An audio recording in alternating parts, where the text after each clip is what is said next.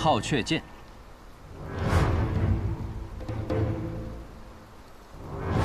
我能见到萧氏的传国剑法列国吗？怕是不会了。练国剑法他练得不好，我自己倒有一套剑法叫天下第二，是我当年自创的。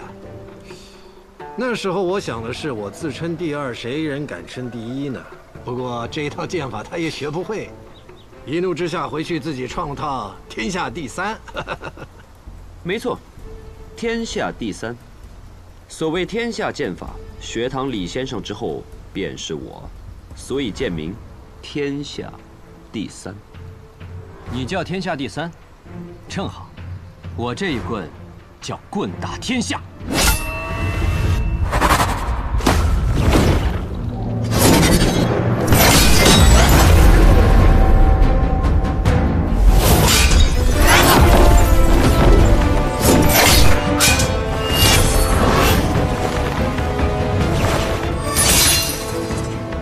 是排名第8的剑，又怎么比得上无极棍呢？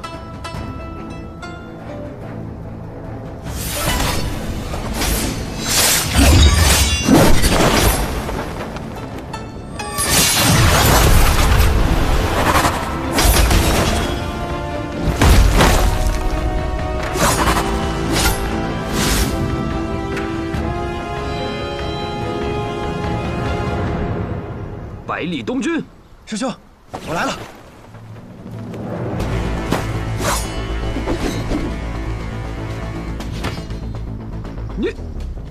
你怎么过来了？师兄，你大喊一声我的名字，难道不是叫我过来助阵的吗？我喊你是叫你带着师傅赶紧跑。啊！一个都别想走！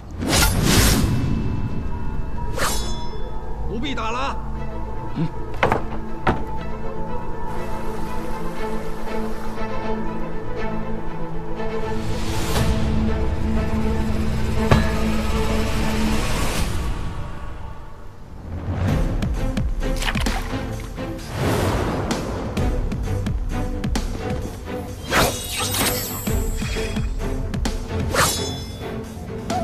30岁以下者，你可称无敌；30岁以上者，胜你者不过10人，能杀你者至多3人。这3人中一定有我，但我不杀你。我告诉你你要的答案，但今日之后，我这位姓萧的徒弟，天启城的琅琊王，以后他要做的事，你得帮他。大河之水天上来。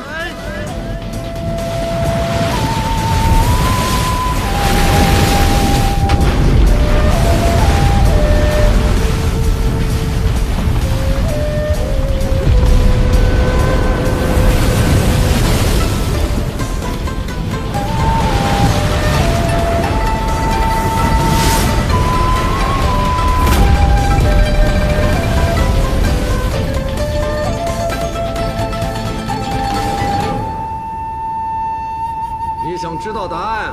好，我就告诉你答案。纵横江湖30载，以学堂之名震慑天下者是我。60年前冷暖双剑，一战大胜名剑山庄魏长树，人称昆仑剑仙者是我。90年前一身不衣，一柄残剑斩断魔教之祸者是我。120年前与诗仙同饮同眠同创，施剑绝者还是我。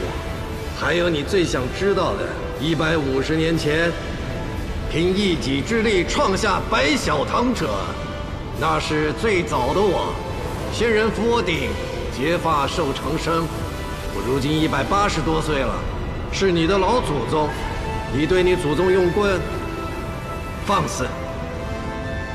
竟然真的有如此之事。你都已经猜到大半，又何必要求这个答案呢？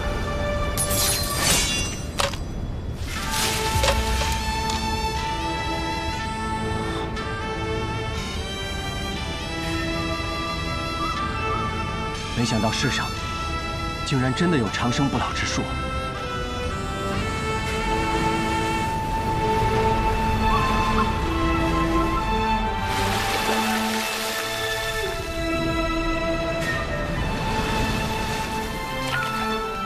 世上哪有什么真正的长生不老啊？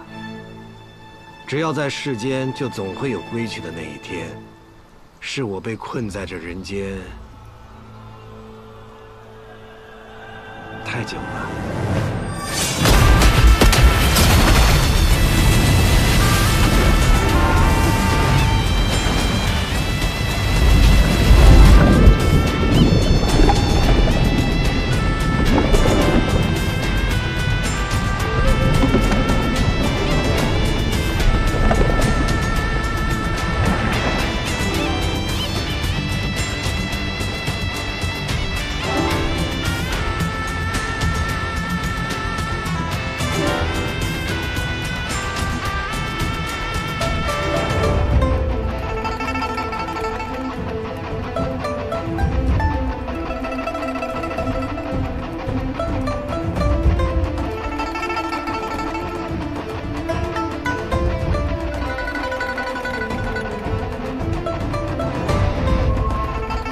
小师兄，是我看花眼了吗？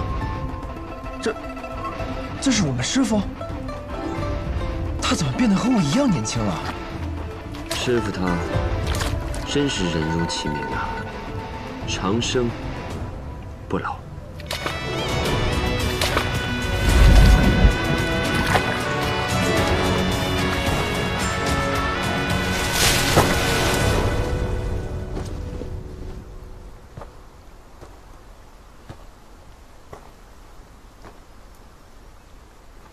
你想知道的答案已经知道了，我拜托你的那件事，可不要忘了。可白小棠从不参与朝堂之事，这不是老祖宗留下的规矩吗？我让你帮他，又没让白小棠帮他。再说了，老祖宗不就是我吗？你想看的，已经看到了。回去写入白小棠。但是不要让其他人知道，明白吗？我不对，弟子孩儿明白。咱俩现在看着差不多大，你就别再自称孩儿了，把我都叫老了。走吧。那孩儿先走了。若老祖宗再回天启，定要回白小棠看看。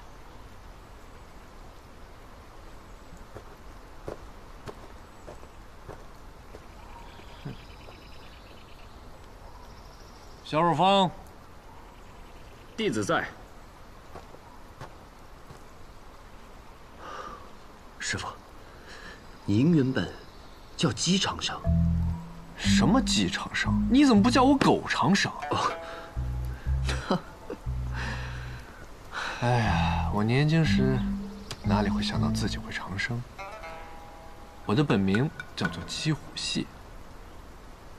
我的这位后辈不比我当年差，有了他的帮助，皇位一事啊便会更有把握。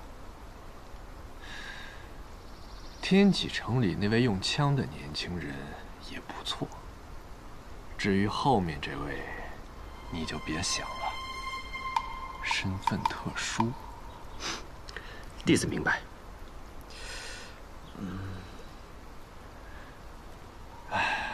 行了，你也走吧。我要去一个地方，到时候会写信给你。倘若你愿意，可以一同前去。我们说不定还能在那里喝上2杯。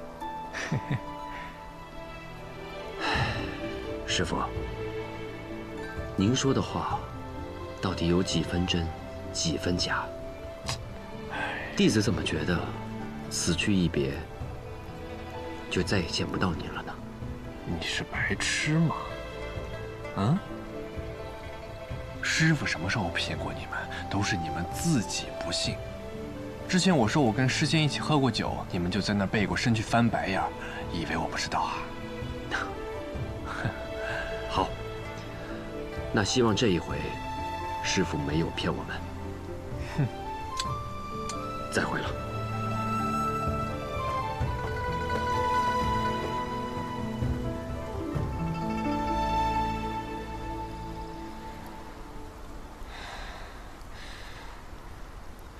李东君，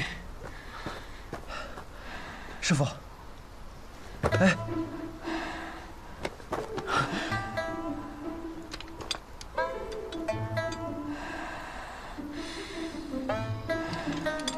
哎，师傅你别动了。你别动。哦。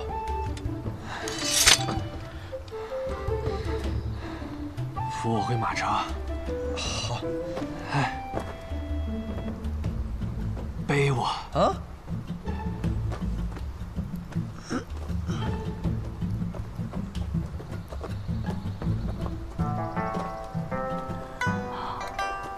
百里师叔，李先生他怎么变年轻了？先回马车上吧。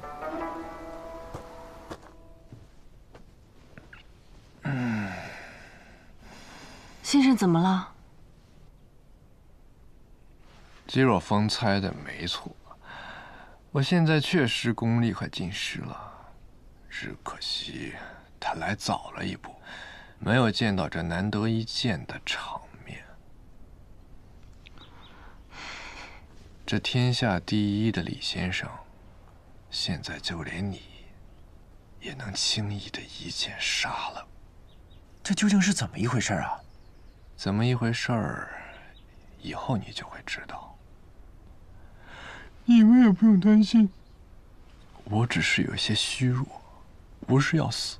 我呀，只想好好的睡一觉。哎，师傅，你不能睡啊，睡了就醒不过来了。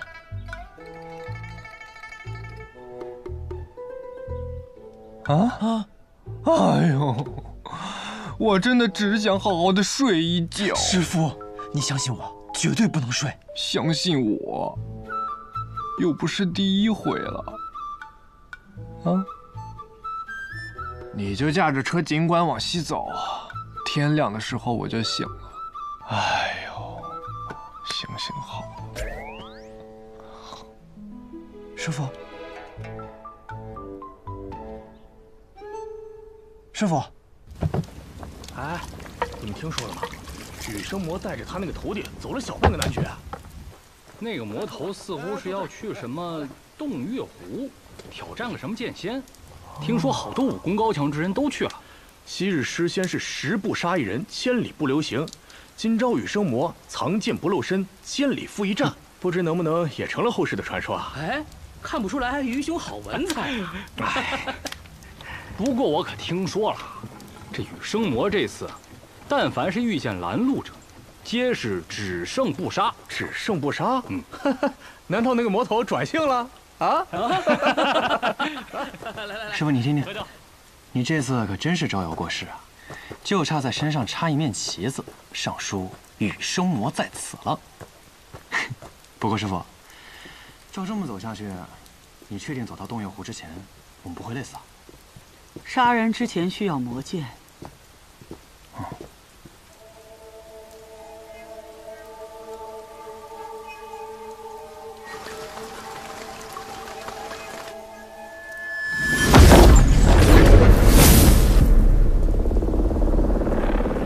怎么了？陈老头。羽狂徒啊！徒儿，去林子里避避。我要会会这老头。这老头很厉害。男爵武学泰斗，天选老人，杀你只需要抬个手。那不如师傅，师傅连手都不需要抬。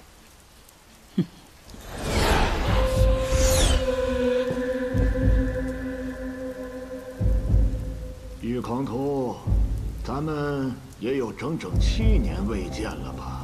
你是武学泰斗。我是魔头剑仙，见面无非是打架，不见也罢。听老朽一句劝，回头吧。你是什么东西？你有什么资格来劝我？李长生会听你的劝吗？我连李长生都敢打，你有什么资格在我面前说劝？你这一路只胜不杀，借水为剑，借花为剑，借业为鉴，就是从未拔剑。你是在蓄养剑气吧？剑气养足，杀意养够，再出一剑，就是惊天海地了。你是不是觉得自己很聪明，别人都看不透，你都能看得透？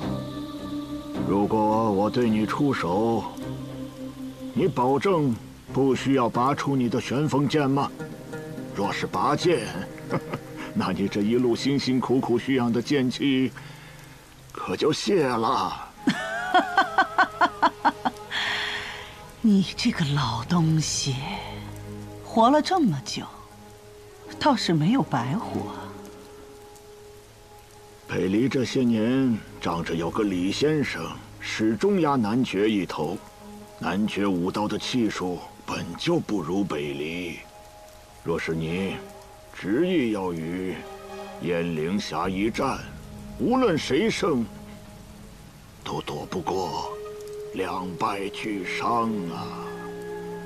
男爵武道威仪，所以你再听老朽一句劝，回头吧。拿男爵来压我，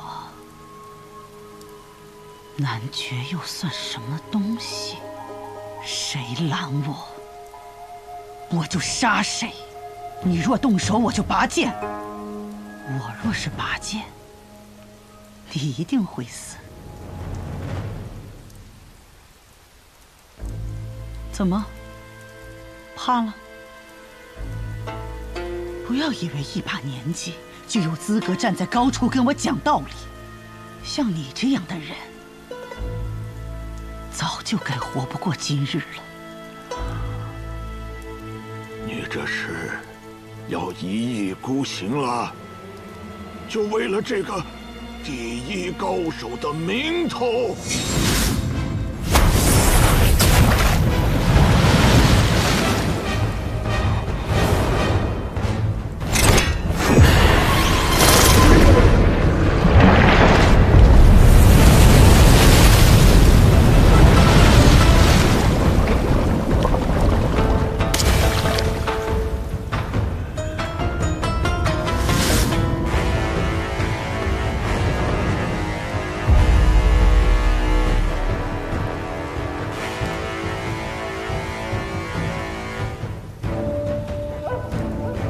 今日过后，天选老人就只是一个老人了。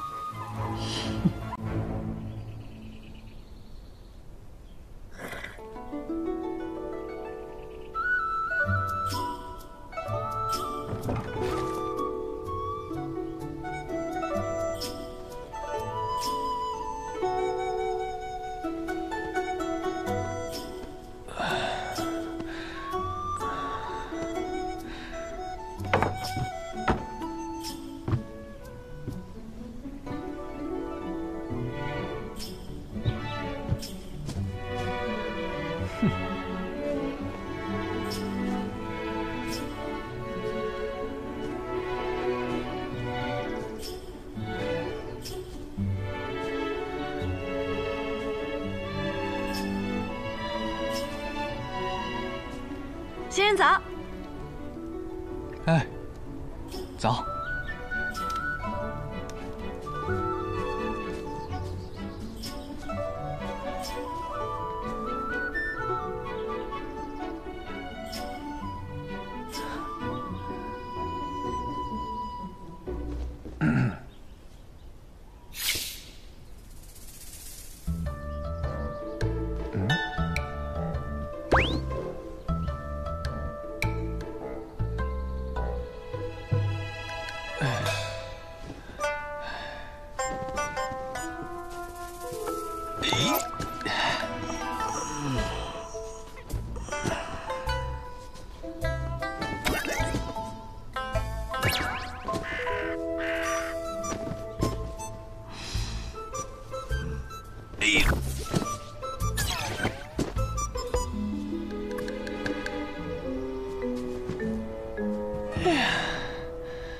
昨日还是守寨星辰的天下第一人，今天连个野武都摘不下来。哎，好香啊！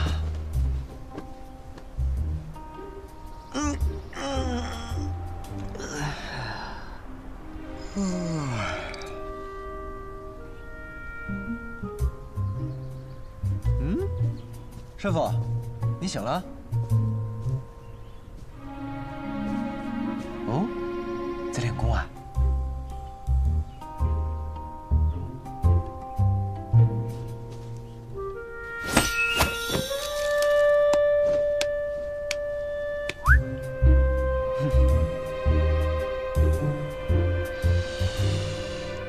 哇，好香的果子啊！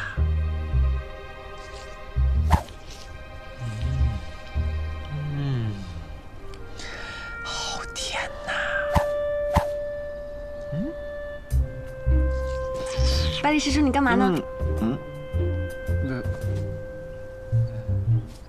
吃果子呀。啊，吃饭了。吃饭了，师傅。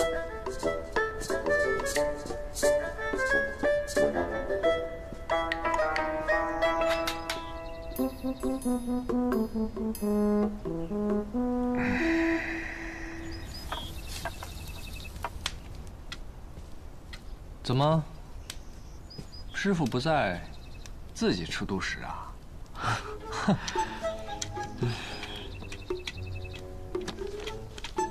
来，师傅。太干，难以下咽。哎，东君啊，你说这树上的果子，是不是挺甜的呀？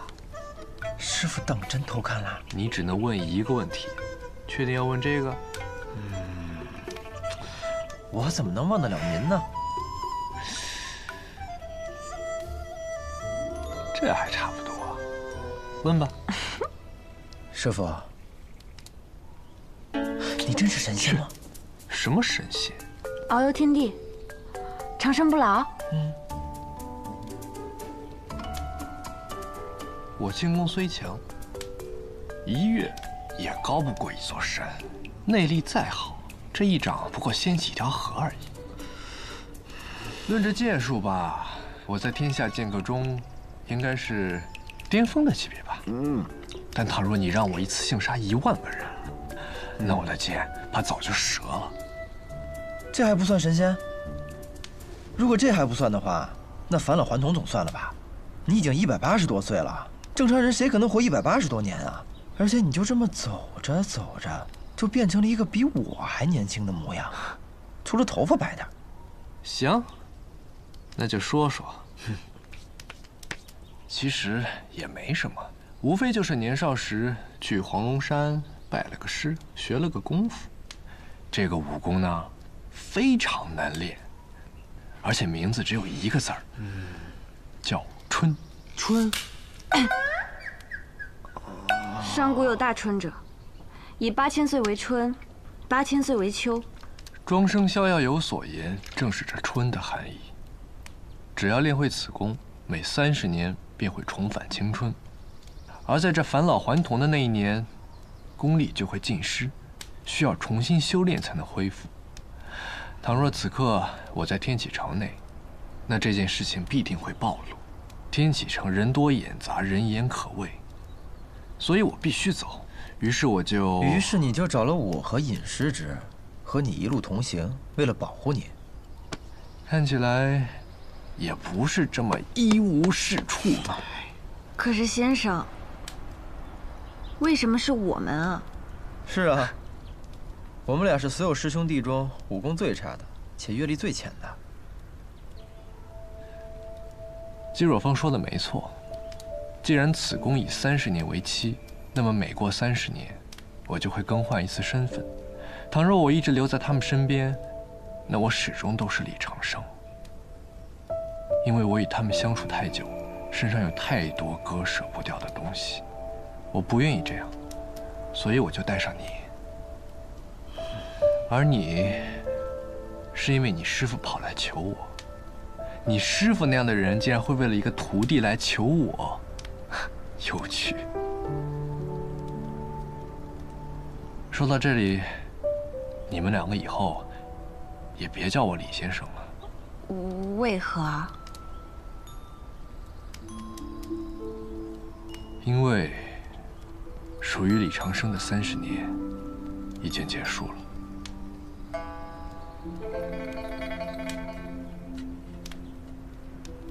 哎，你们说，下一世我取个什么名字好呢？不如跟你一样，取个复姓，就叫尉迟，或者叫欧阳、上官、司马。司马，南宫。什么？我只是觉得这个姓很适合现在的先生。南宫。好，南宫。那叫什么名呢？李先生虽然执掌学堂，但是他根本就不像个书生，行事作风非常狂。我这一世要当个儒雅的书生，就如同这春水一般荡漾，如同春水一般温和。春水，春水。南宫春水，就这么定了。南宫春水，这么随便的吗？取名字就是要痛快嘛。你们以后呀，就叫我南宫兄，啊，春水兄也行，都可以。外人问起，你们就说我是你们游历江湖认识的好友，记住了吗？记住了。记住了。好。哎，对了，南宫春水。春水兄，咱们此行究竟要去哪里啊？这天下间有一座城，风花雪月，人间至美。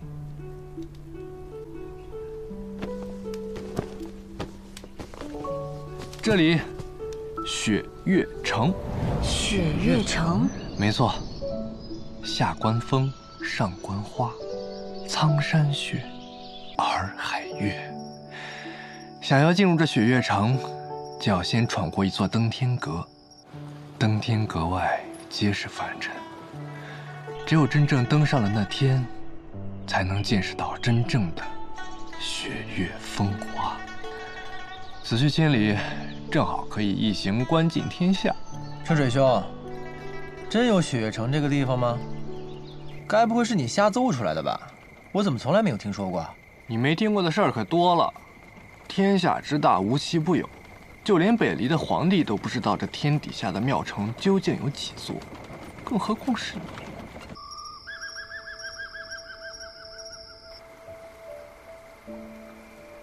你师傅教你的那套烟云剑舞，是他向我拜师时我传给他的。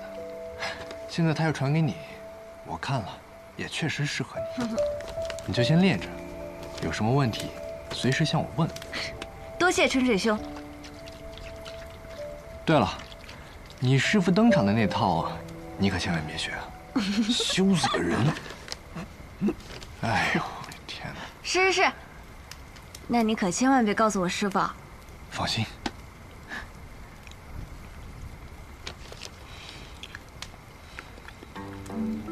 至于你吧，我什么呀？你该不会还想教我武功吧？就凭你现在？现在我武功暂时是废了，但是功法可都在我脑子里。你再看看你，有着绝世的内功、绝世的剑术，还有这副经药酒打造的药修之体。但你怎么还是那么弱呢？哎，要教我你就教啊，可不带这么损人的。你想想啊，如果有一个人，他不会走路，但他却学会了飞，那他能飞多高，飞多远呢？哎呀，拿着，什么呀？绝世武功秘籍。袖剑19式。公子你好眼光，这是我们这儿销量最高的剑谱。多少钱啊？3文一本，童叟无欺。袖剑19式，你确定这是绝世武功秘籍？这不是3文钱一本的地摊货吗？以前我有一个朋友，就只会这一本3文钱一本的地摊货。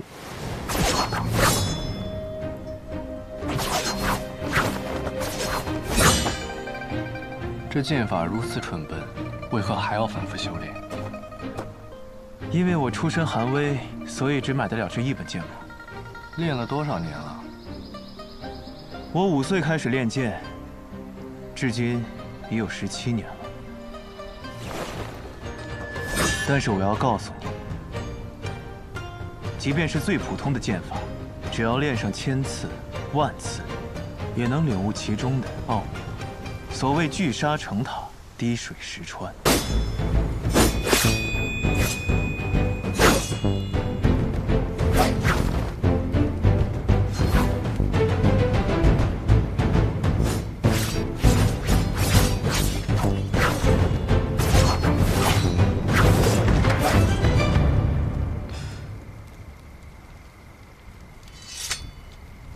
聚沙成塔，水滴石穿，怎么听起来像是一种自欺欺人的说法呢？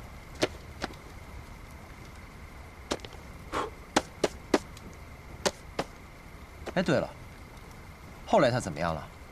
一定是一辈子寂寂无名吧？寂寂无名。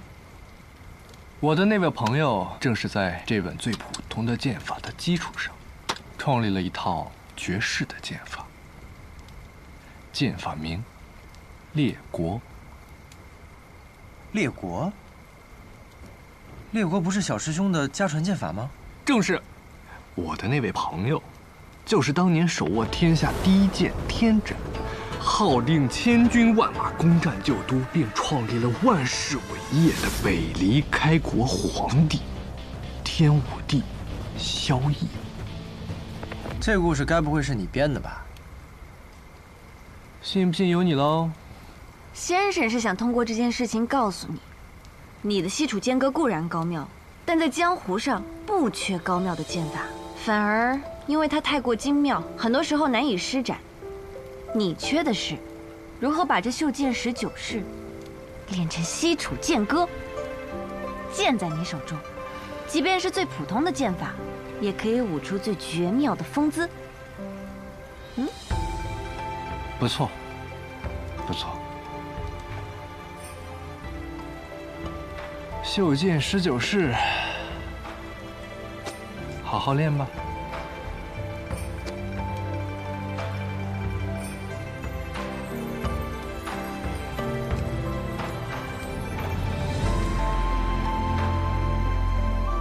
真是这样。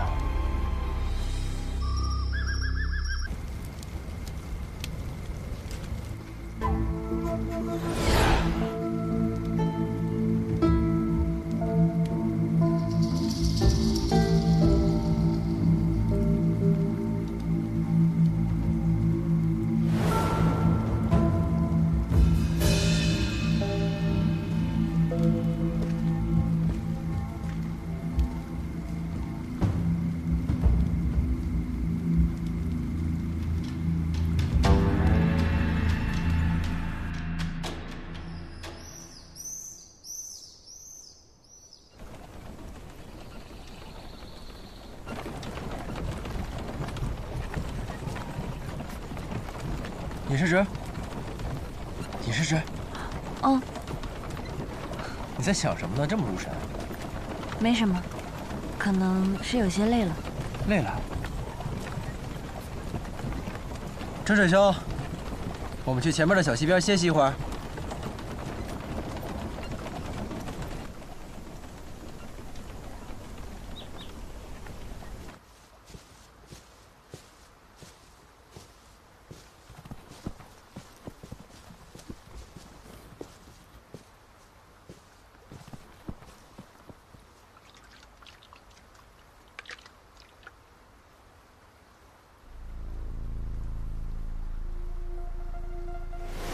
小姐，二小姐来了。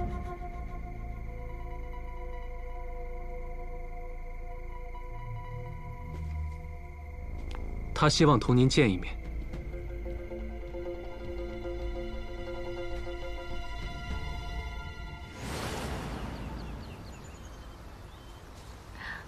百里师叔，春水兄，我先去采些野果。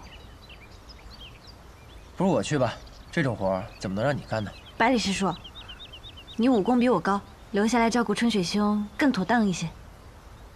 那就有劳你了，早去早回。好。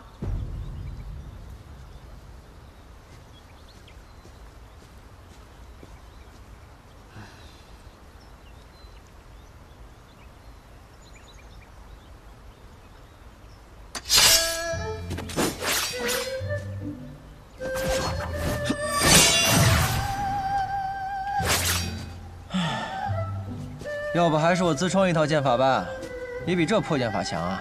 我跟你说了多少次了，这可不是什么破剑法，曾经可是有人把它练出了剑仙的风范。那人练了19年才名扬天下，我可等不到那个时候。那会儿我都快40了，还有什么意义啊？你就这么急着名扬天下？那是，我跟人家可是有约定的。他说等我名扬天下的时候便会来寻我，所以啊，我不能让他等太久。哼，女人啊，她可不是普通的女人，她是我心中最美的女人。当然，我只与她见过2次，互相喜欢还谈不上，但我坚信，当我名扬天下，与她重逢的那一天，将会是我们故事真正的开始。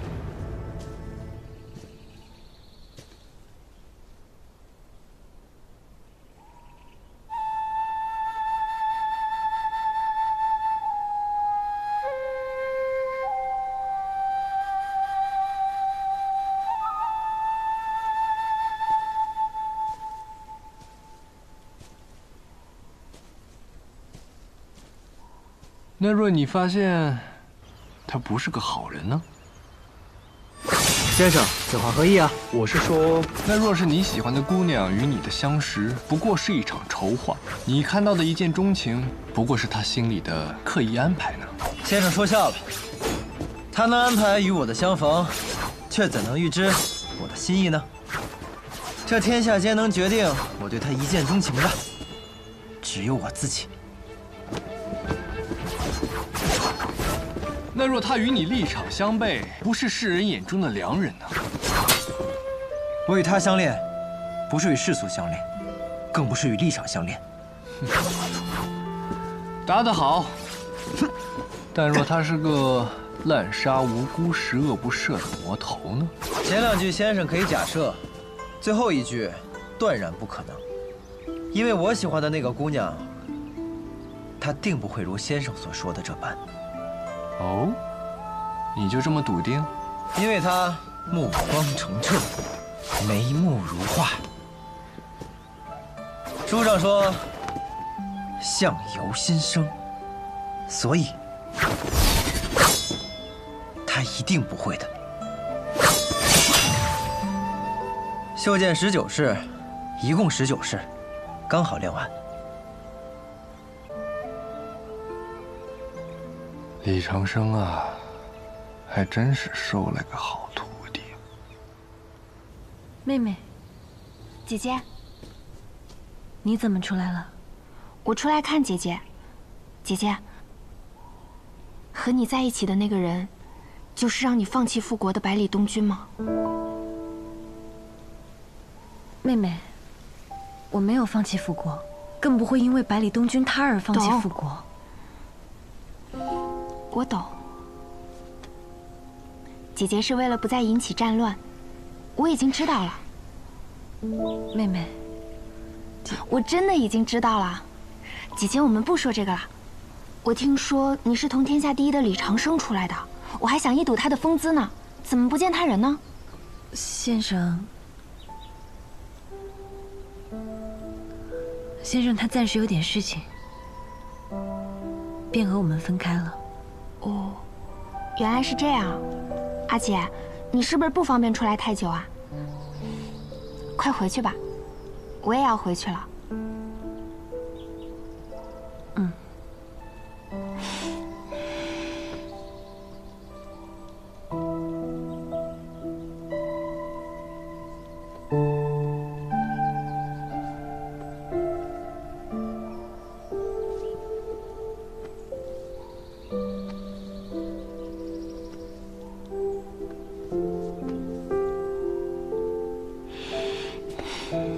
阿姐，我走啦。嗯。妹妹，终究是我欠大家一个交代。等我这边事了，我便回天外天请罪。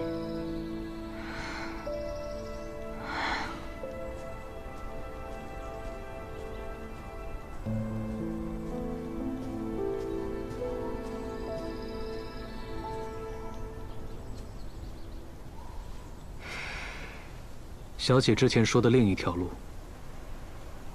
可有答案了？我隐隐摸到了他的边界。那便好。无论今后能否与小姐同路，齐宣都祝小姐可以达成所愿。还有，不管今后发生任何事情，齐宣都不会伤害小姐半分。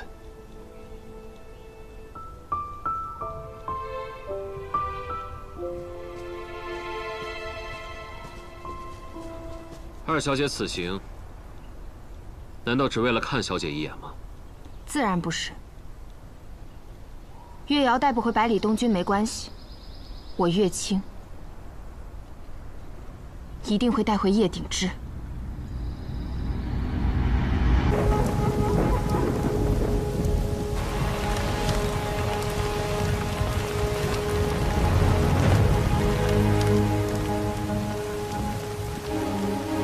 徒儿，你还记得上路前我说的那句话吗？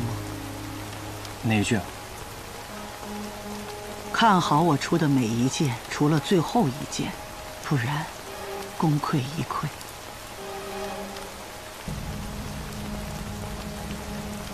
我不想错过那一剑。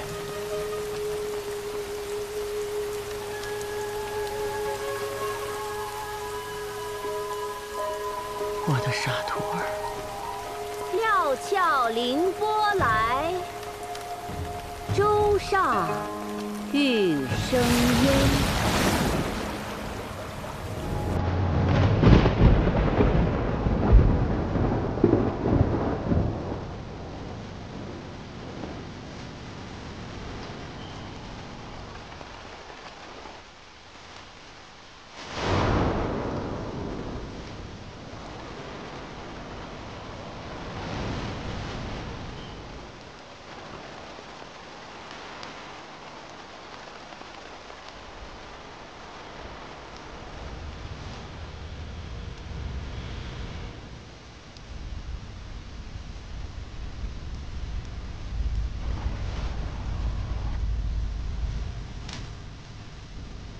羽生魔，你还是来。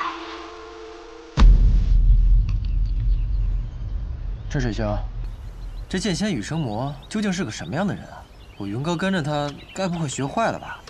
哼，我这一路上听着好几个江湖人说，他带着云哥闯男爵的事儿。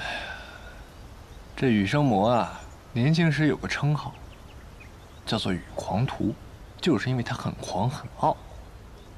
年轻时行走江湖，打败了不少武功远远高过他的人，靠的就是这身狂气。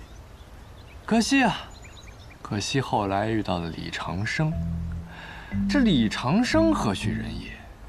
更狂更傲。你能不能不要总是这样有意无意的夸自己啊？臭小子，我这是夸自己吗？我分明就是在夸李长生。我都说了，这一世我要做一个儒雅的读书人，翩翩少年，不闻天下事，只为美人折腰。您都180多岁了，还为女人折腰呢，就不怕把腰折了呀？哼！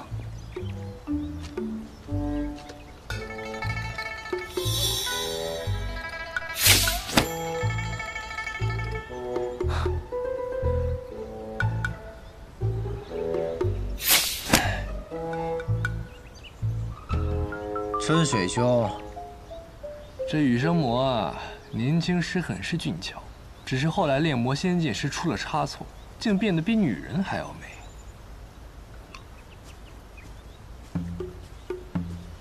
你看，他就不如你，不懂儿女情长，不然也不会千里迢迢拿着剑去杀燕灵霞了。春水兄，燕灵霞怎么啦？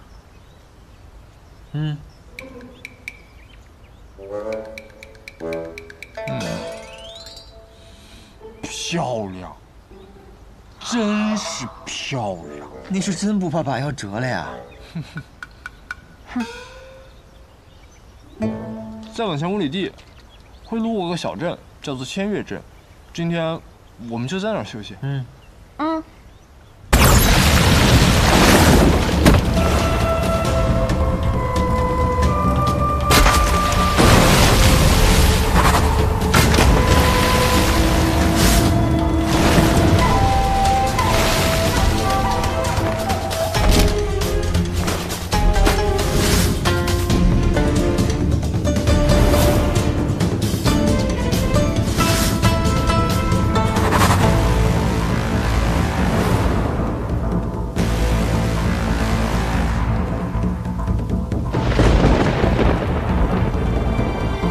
羽生魔，这一面我们不该见。啰嗦。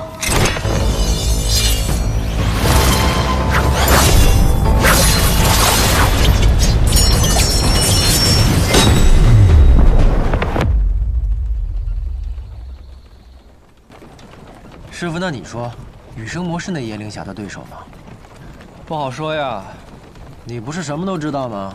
还有什么不好说的呀？若他死刑是为了自己，那么2个人打个平手，应该不是什么问题。但若他是为了别人，你是说为了云哥？羽生魔啊，别看很多人都称他为魔，但其实在我心中，他比很多人都要什么？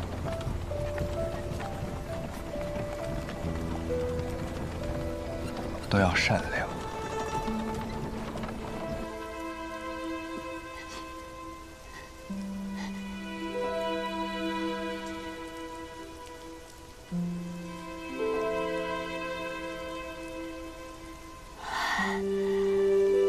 我败了，可你却要死了。你救的不该只是这个男爵第1高手的虚名。我从来不求这样的虚名，即使世间都这么认为，那就这样认为好了。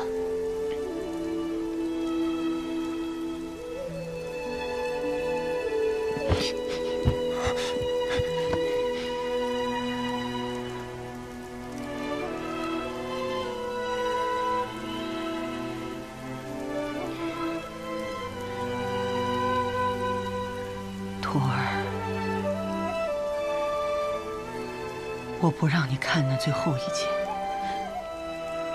不过你还是看了吧。师父，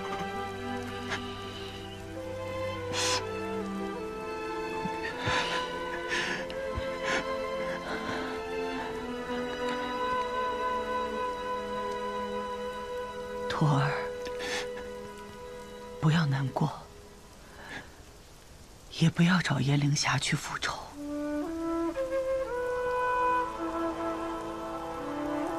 我练魔功这么多年，我的身子早就反噬的差不多了。就算今日不来此求嗣，我也活不过半年。这一路，我一共出了13剑，每一件都是对你的指点。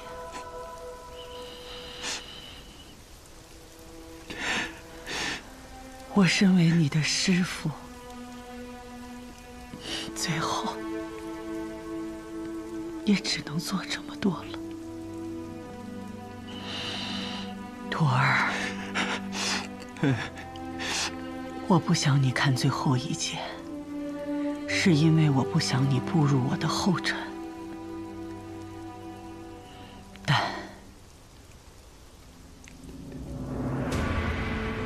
你既然看了，就要当得起这一剑的传承。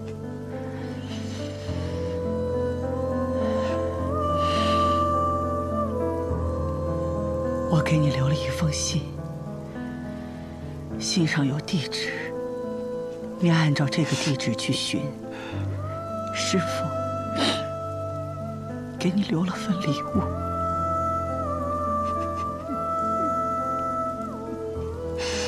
多谢师父。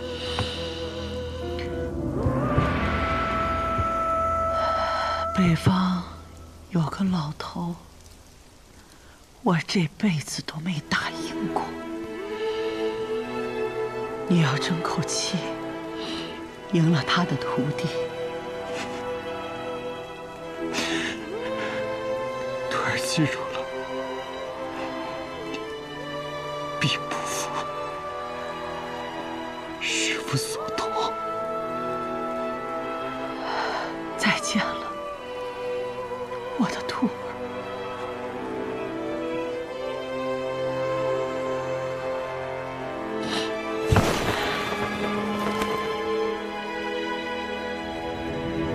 江湖人不知我羽生魔从何而来，我亦不想让江湖人知道我终于何处。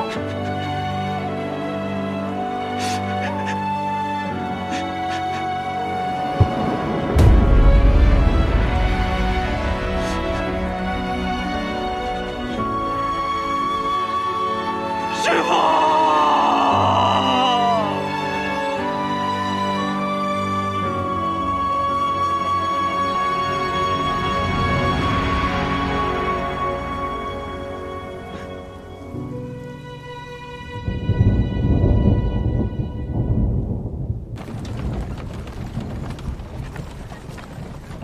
周水兄，在看什么？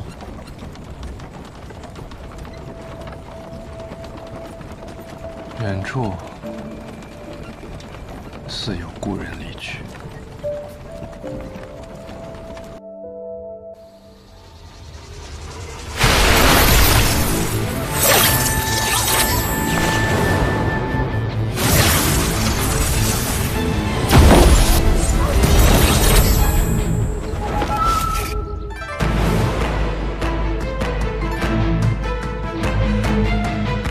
不错，在我手中能过3招了。司空长风，我们聊聊。好。一直以来，我都想问你一个问题：这百里东君出生侯府，身份尊贵，父亲是侯府世子，母亲是温家千金，如今更是天下第一李长生的弟子，他的命可以说是很好了。可你呢，自小流浪，四海为家，朝不保夕。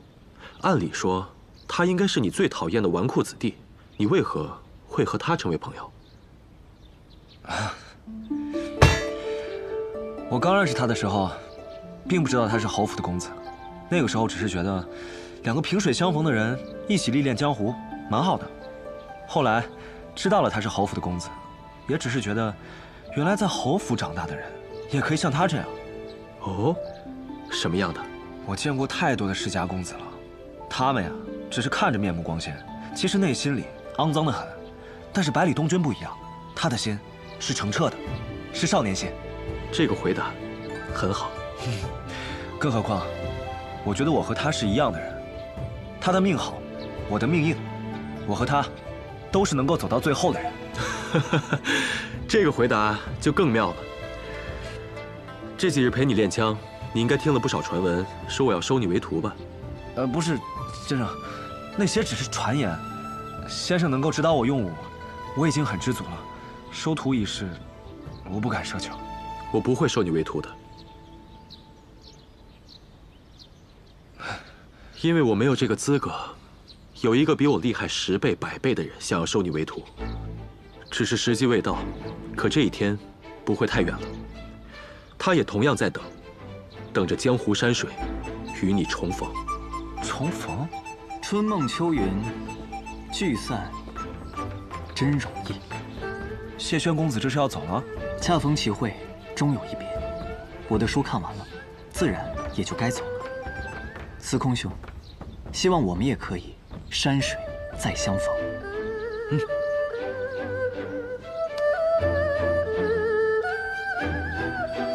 小师叔，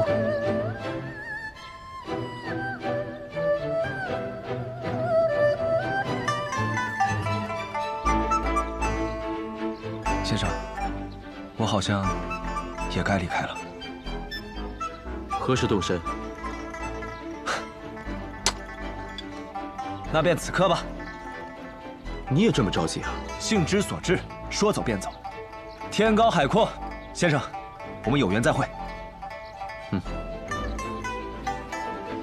走了。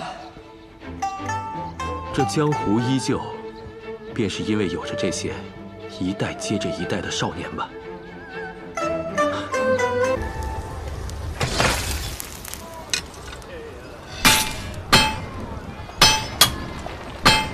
到了，就是这儿。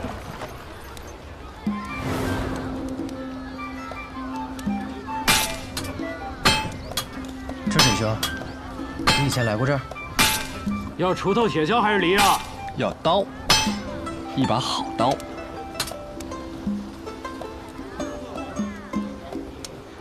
你是何人？故人。叫什么名字？南宫春水。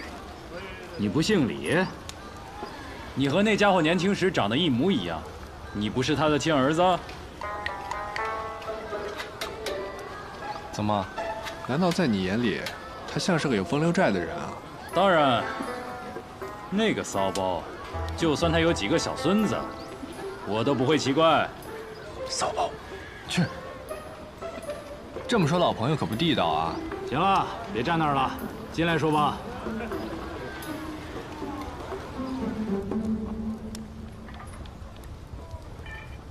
说说吧，什么来头？在下百里东君，学堂李先生弟子。在下尹落霞，是柳月公子的弟子。柳月的弟子，难怪这么漂亮。至于你嘛，看起来一副武功平平的样子，拿着的剑倒是不错。2个金刚梵境的毛头小子，一个半斤8两的小丫头，她到底是有多大的胆子，居然放心就这样让你们来找我？不知这位铁匠师傅功夫几何，这般看不起金刚梵境？哎，我不是瞧不起金刚梵境，我只是瞧不起你的金刚梵境，因为我也在金刚梵境。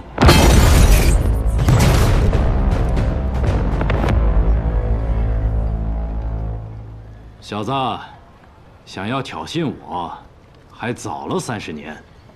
哼，明明是你挑衅我。东君，这位就是我跟你说过的，排名前3的兵器锻造大师，兵神罗胜。哼，公子，那些药材异常的珍贵，请一定要妥善的保管。还请公子代我家老爷问辛先生好。放心吧，这药啊，不仅关乎你那穆家病人的命，也关乎我的命。多谢掌柜的，走了。公子慢走。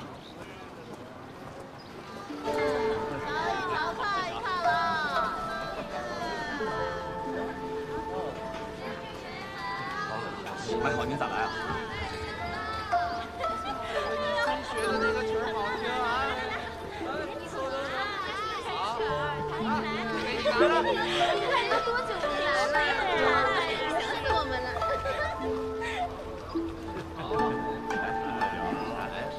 要不要去找他？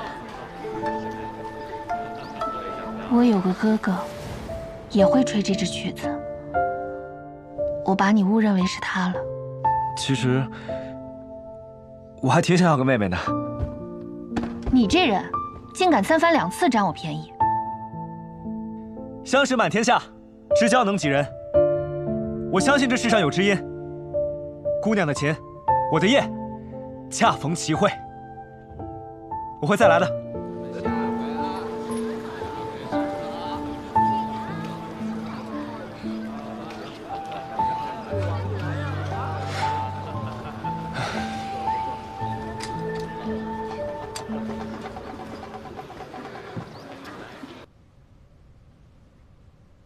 走了。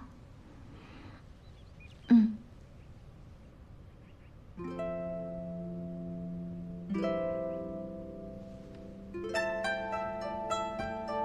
玉龙姐姐，司空公子他回来了。小姐，他又回来了。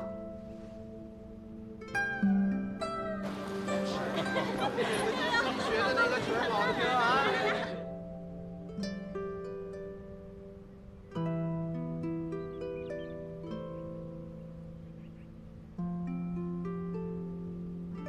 司空公子，多日未见，怎么忽然就想起了我？我其实心里一直默默记挂着姑娘，只是一直未敢打扰。哦，那怎么今日就赶来打扰了？我就要离开天启了，今日特来向姑娘告别。告别？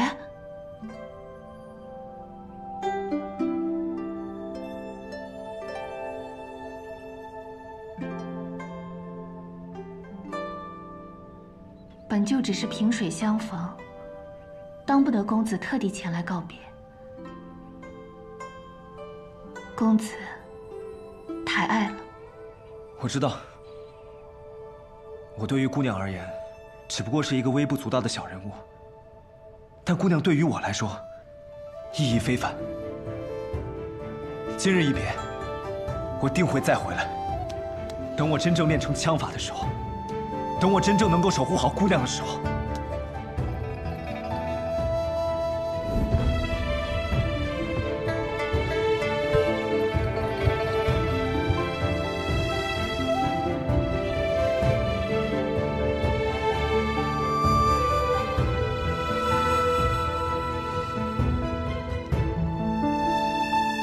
真是又呆又冷。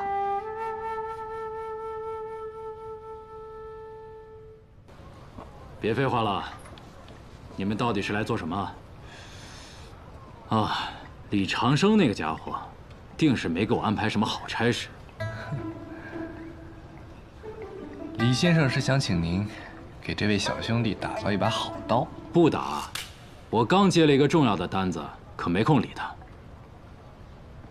多重要的单子，您也看看李先生给您的酬劳吧。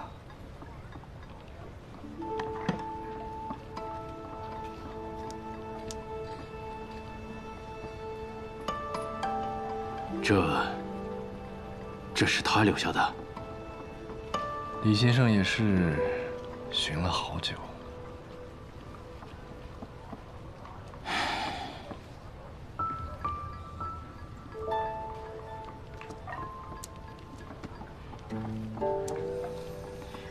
你小子拿了一把仙宫品的剑，还要到我这儿来要一把刀，看来李长生这家伙是准备要把他的绝学传授于你了。什么绝学？双手刀剑术。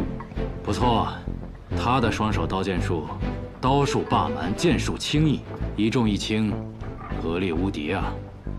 我观你这柄剑，可称之为轻易，那我便赠你一把足够霸蛮的刀。看来罗兵神这是还有存货呀。前些年有人送了我一块天外云帖，我打了一把剑，一把刀。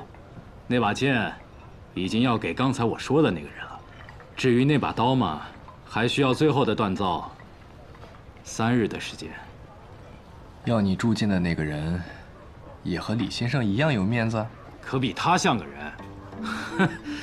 至少啊，人家是拿着真金白银来的，可不像他，拿着块破石头，就想从我这里骗走一把绝世神兵啊！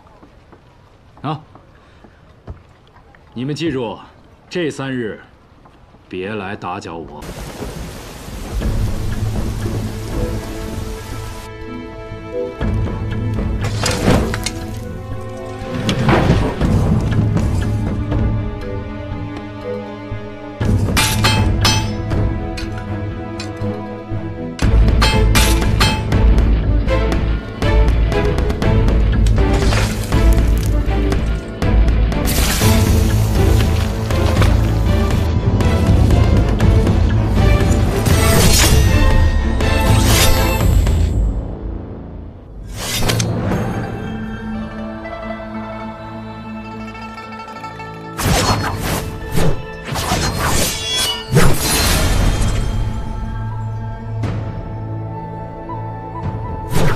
好刀，这刀叫什么名字？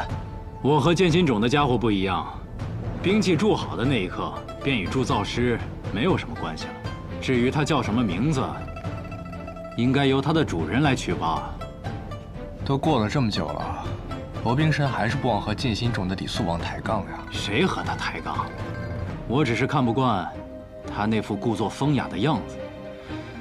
剑就是剑，还取什么老婶子的那个什么什么听雨观雪，又是什么闻风望花的，我呸，恶心！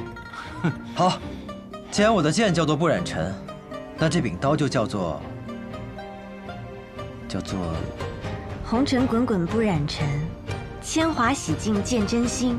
不如就叫它靳千华吧。好，就叫靳千华。行，现在你也有了刀，那就遵从李先生的意思，不练那个什么袖剑19式了，改练刀法。什么刀法？拿着。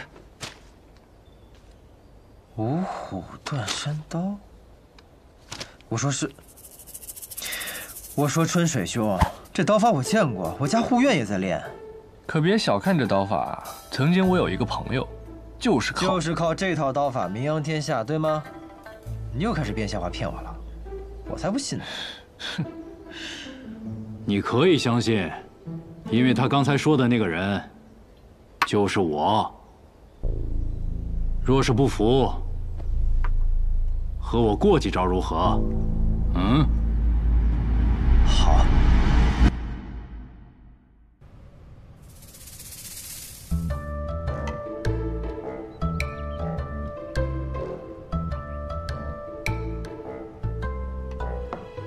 现在相信了吧？这武器可以普通，武功可以普通，但是手握武器的人绝对不能普通。这罗宾神的五虎断山刀，可比萧逸的袖剑19式差了不少呢。东君清楚了，我会勤加修炼的。哼哼，难得见你这么老实。云哥。云哥，那我是不是得叫你东君啊？你怎么来了？因为这柄剑是我的。敢问这里可是罗宾神住所？你是何人？在下叶鼎之，奉师父之命前来取剑。哦，原来是你啊！来来来，坐坐坐。剑已铸好。你师父提前付清了银两，随时便可取走。多谢罗宾神。嗯，你师父他近况如何？这位小兄弟是？哦，我叫南宫春水，奉李先生之命，带着百里东君来这里取刀。东君他在这里啊？他不服罗宾神的五虎断山刀，现在在里面躺着呢。那我明日再去见他吧。你还没有回答我的问题。我师父他已然离去了。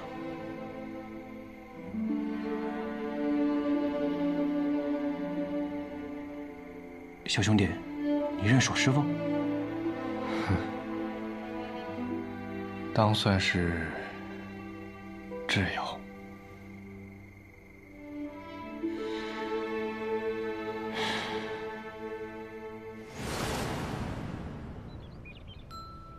原来这柄剑的主人是你呀，真是巧了。他叫什么名字呀？你的刀叫什么？他叫金千华，是我起的名字。那我的剑就叫琼楼月吧。琼楼月，是个好名字。这样我们以后就可以刀剑合璧了。行了，话也说完了，我们该启程了。云哥，一起吗？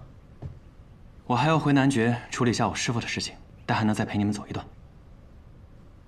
怎么？这是要走啊？是啊，再不走就来不及了。来不及？来不及什么？我们是很着急要去那个地方吗？可是我觉得这一路以来你也没有很着急啊。我们不是直接去那儿，顺路还要去另一个地方，时间上会有些许耽搁。去哪里啊？唐门。去唐门做什么？听说那边有个试毒大会，我们就过去凑凑热闹。经此一别，此生怕是再无机会相见。你们一定要用好这2柄刀剑，希望有朝一日让我在这小镇中，也能再听到他的传说。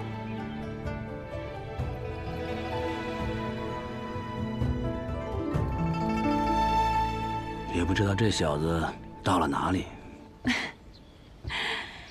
先前收到九皇子的来信，还以为学堂也受不了那混世魔王，给赶了回来，还偷偷欢喜呢。咱们这个儿子只是表面顽劣罢了，他能跟随李先生一同出门远游，也是一番好的造化。你说，他们会路过钱东城吗？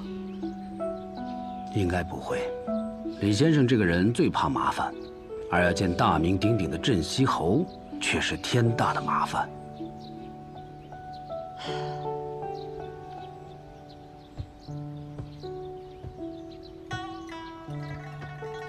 我知道你想的，但在他这个年纪，正是应该见识广阔天地的时候。你不想他？我不想。臭小子，有什么好想的？程峰，我心里总是有些隐忧，我怕东君。放心吧，有李先生在，东君能有什么意外？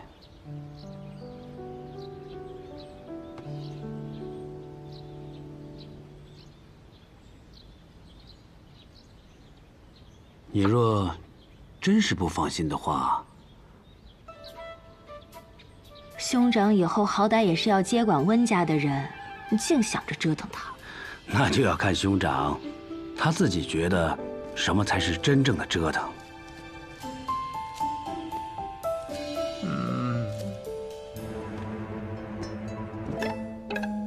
哎呀，又想出去溜达？每天窝在家里面制毒，多无趣啊！这么多毒药，毒死半个北离都够了。哎呀，前日唐门可差人送来了一封请帖。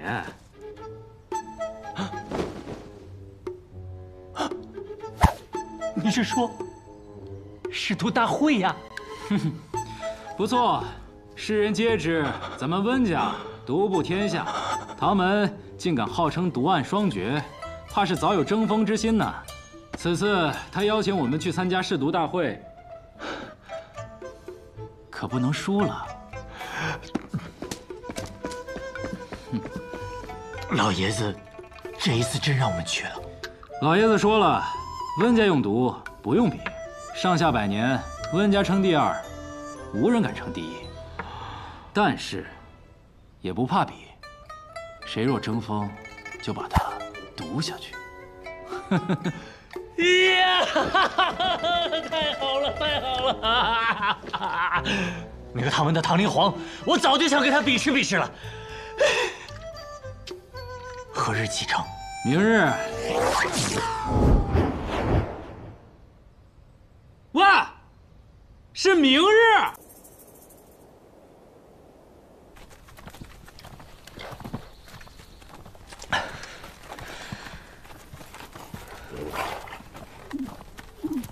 玉，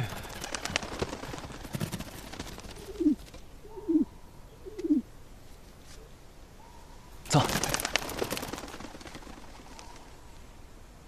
无头长风，为师要往唐门一去，你可来此寻吗？唐门。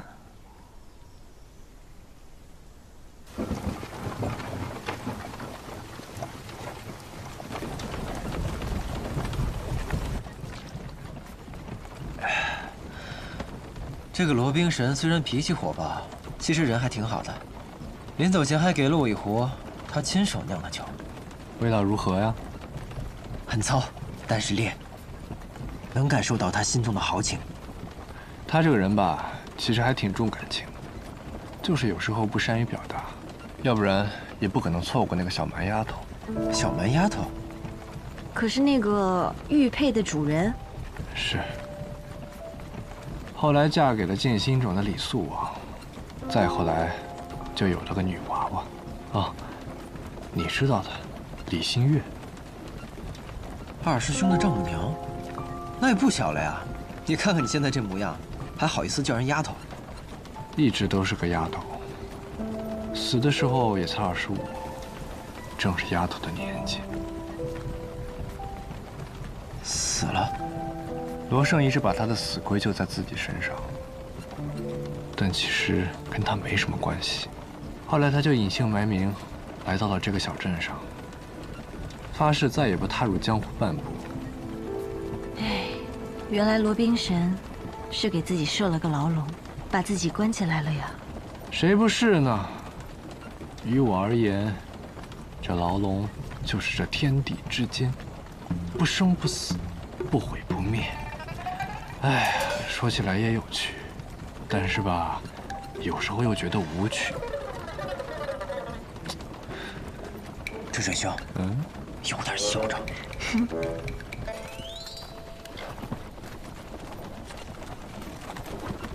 哎呀，温不平啊，温不平！你还真是人如其名，一步一步又稳又平。我在马车里都快睡着了，你就不能稍微快一点吗？可我有什么办法？哎呦，咱们温家不同于其他门派，若是其他门派先到了，他们自会尽地主之谊，好生招待；若我们温家先到了，他提防我们，我们提防他们。放心吧，我算好时间了，最后一刻赶到才是刚刚好。知道了，知道了。哎呦，你做事情就是太谨慎。你狂放，我平和，咱们温家才能越来越好啊！哈哈哈哈。玉，哎呦，又怎么了嘛？怎么索性连走都不走了？你派出去的人回来了。怎么样？找到他们的行踪了吗？找到小公子了，但是没有看到李先生。小公子正和2位年轻公子，还有1位年轻女子同行。1位年轻女……哎，李先生不在，那他们要去哪儿啊？看方向似乎也是锦城。唐门？他们也要去唐门？我有个不好的猜想，是不是东军和李先生走散之后被那3人劫持？哎，我先行一步，你自己慢慢赶车吧。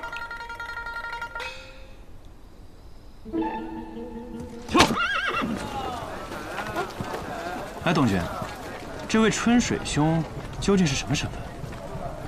你可以理解成，我是李长生的转世。人能不能转世我不知道，但我知道不可能一转世直接就是这么大一个人。不过你这说话唬人的样子，倒还真像。不错，允哥，他就是李先生。什么？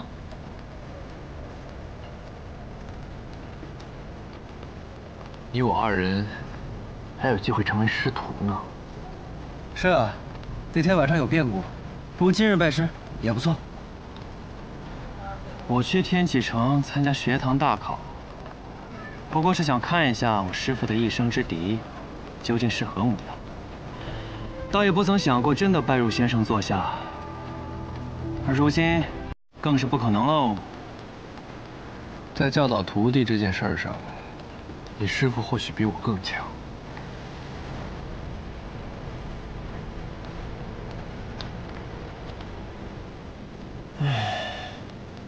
我忽然有一个感慨。什么？江湖啊，原本是死的，有了我们这些江湖人的故事，才是活过来的江湖啊！干！干！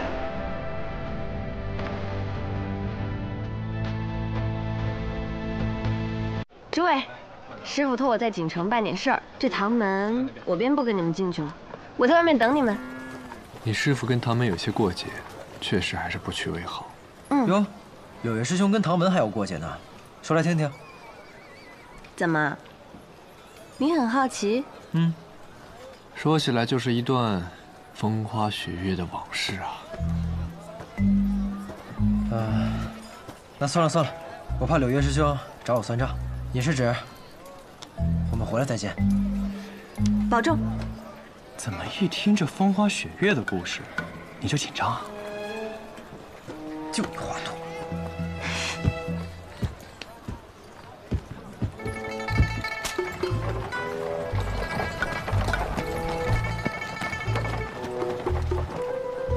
路上小心。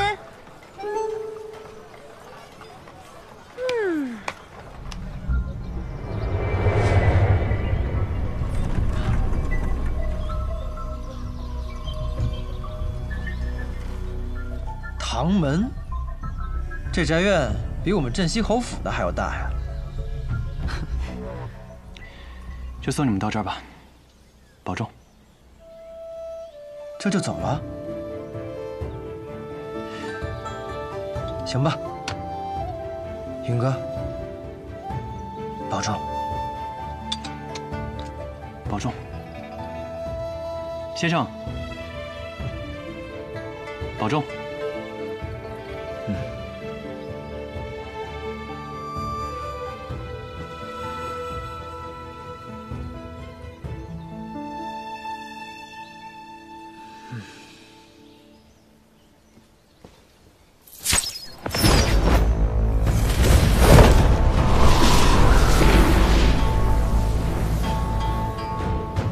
师傅，不好！小白梨，急匆匆的要去哪里呀？舅舅，我朋友被人掳进唐门了，我要进去救他。来者何人？报上名来。温家，温壶酒，百里东君。拜帖。我没有拜帖，拜帖在我朋友身上，他被人掳进唐门了。荒谬！事实如此，不跟你废话了，召集找人。擅闯唐门者，杀！擅闯唐门者，杀！我给你2个选择：一，放我进去；二，用这个讲道理放我进去。白痴！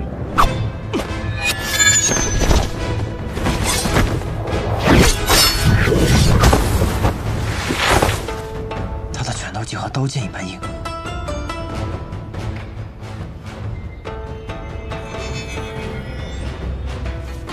我不打无名之鬼，报上你的名字。唐门，唐连月。稷下学堂，百里东君。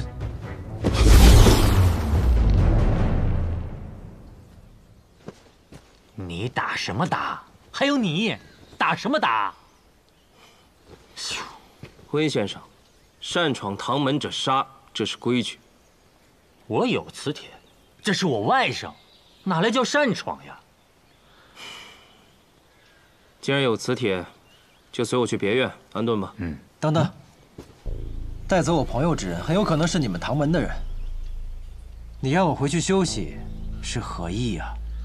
我们唐门之人断不会做如此之事。那人擅入唐门，我之后自然会抓到他，并且把他杀掉。你敢？凌月呢，是唐门唐老太爷的关门弟子，你又是学堂李先生的关门弟子，李先生跟唐老太爷又是平辈，你们不如交个朋友，握个手，就当什么事情没有发生过啊！如果是唐门弟子，李先生又如何？没必要。没兴趣。哎，算了，现在的年轻人什么都不懂。那就有劳连月，给我和外甥弄个房间。你，舅舅，我的那位朋友，明天就是试毒大会，你的朋友呢，在这个时候被抓，此事肯定和试毒大会有关。哦，先进去再说。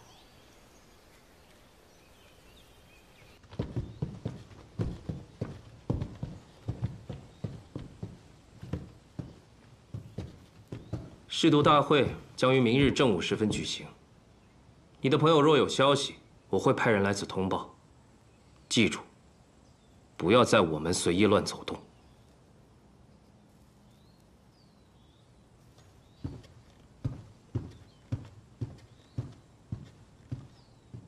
这里不错呀，舅舅，我们要赶快去救我的那位朋友。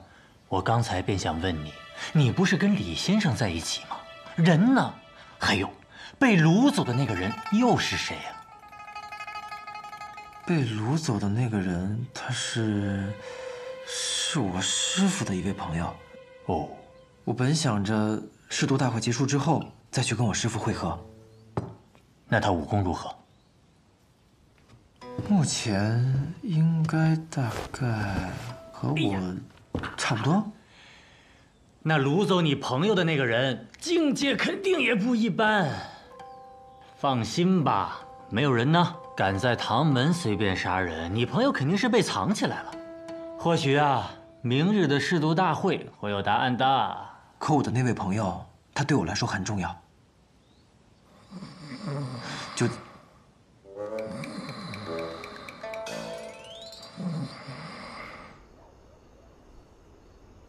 已经将师傅的信物交给了秀水山庄在锦城的据点，不知百里师叔他们现下如何。左右也没了什么事儿，也该去见见他了。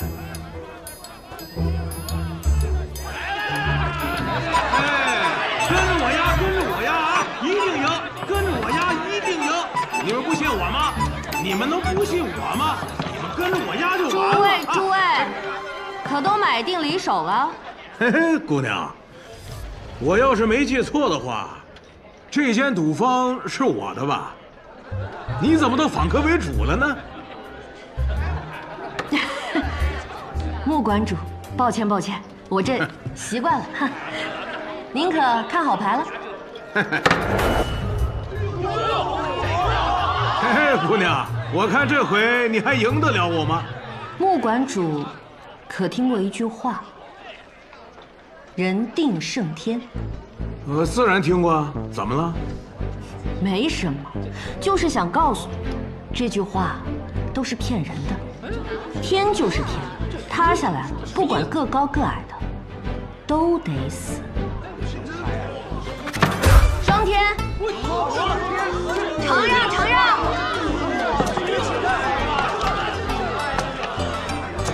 方才他之所以那样对你说话，是因为他觉得你的赌坊已经要输给他了。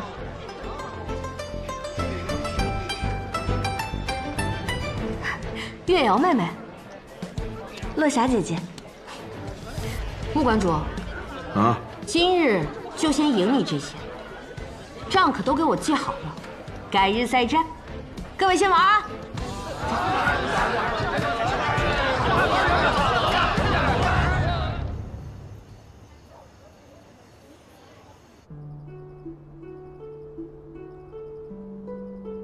这次来锦城替我师父办些事，一入城便听闻有一位奇女子在赌坊中大杀四方，我一猜就是你，就赶紧来找你了。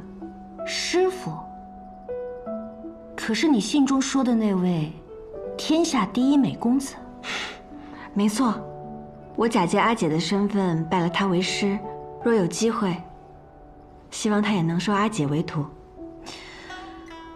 容颜绝代的柳月公子，有意思，有机会我定要见见，看看是他美，还是我妹美。阿姐，不打趣你了，来来来，快与我说一说，你在天启城都遇到什么有意思的事情了？哎，拜帖呢？张兄，行，进吧。来，师兄，走。拜帖，走吧，这边。好，拜帖呢？好，我进吧。这些装来了。今日若是见不到我，你的药就吃没了，你就会死在这里，你担不担心？那又怎么样？死在江湖上，也总比死在药谷里强吧？哟，去了趟天启城，还没抹去你的锐气，还傻站着干什么？走吧。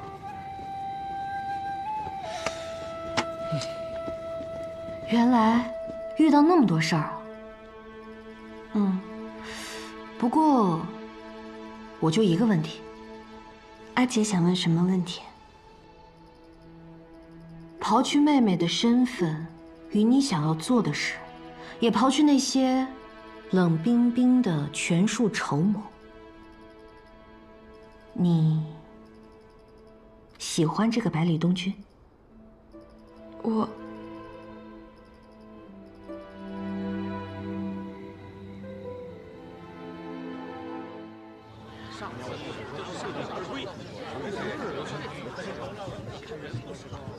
今日若还找不到你的朋友，我便替你去亲自拜访唐老太爷。多谢舅舅。那你在做什么？试毒大会。那就是试毒大会，你不过去？哎，外面的试毒大会呢，都是给那些普通的赌门办的，看似热闹，其实徒有其表。真正的试毒大会，从来都是在老太爷的梧桐院里，而能参与其中的，只有我们5大毒门。那么点人，那不成试毒小会了吗？对哦，就是试毒小会。这边请。走。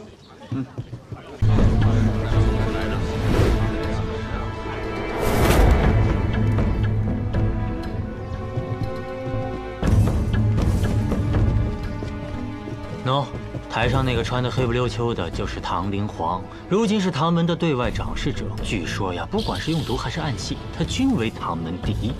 这一次，我也是生了与他一决高下的心思来的。剩下的呢，都是我们5大毒门的高手了。啊，这边是毒神教，啊，那边是云窟派，啊，还有不死宗。这么小六的姐姐也来了，失策呀！那其他几位是5毒门。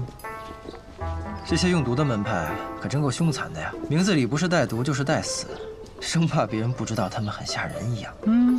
那可不，还是我们好，我们和善、温雅、温文尔雅的温。好了，不提他们了。总之啊，他们都没有你舅舅我厉害。哦，小百里，不平舅舅。还真是来得巧啊！不早一步，不晚一刻。哎呀，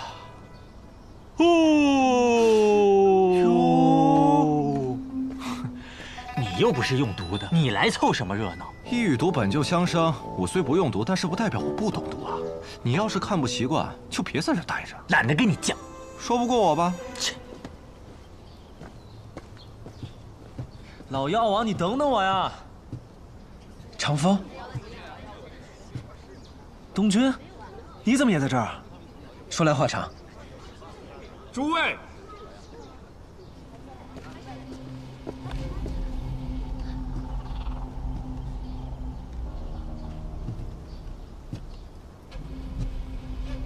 众所周知，在这江湖之中，毒术被蔑称为鬼道的一种，不被这世俗所承认。而我们唐门也因毒案双绝，在很长一段时间内不被江湖中人所待见。但现如今再提起唐门，敢问天下英雄，又有谁敢不服？说得对，没错。鬼道明道本就是刻板成见，毒能杀人，亦能救人。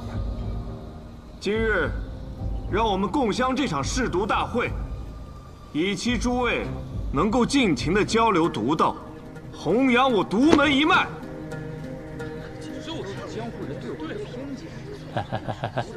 像不像江湖上那些骗人的组织啊？号召大家入会，像不像？像不像？没想到温前辈还有这样的一面。舅舅，我怎么感觉你这像是妒忌？我们温家向来不爱出风头，天生你这个舅舅不同，就爱同人争个高低。这次唐门主导举办这次试毒大会，邀天下毒道，摆出执牛耳之势，你这个舅舅自然是不服。上药人。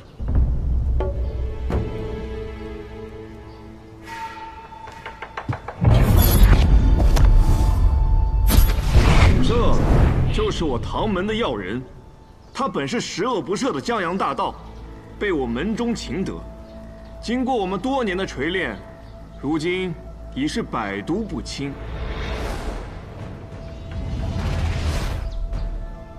这就是我们唐门对诸位的考验。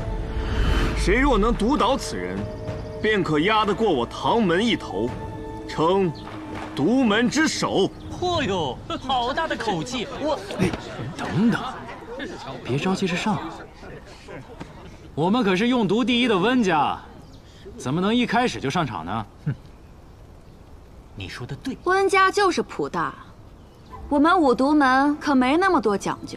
既然诸位都不齐，那便我先请了。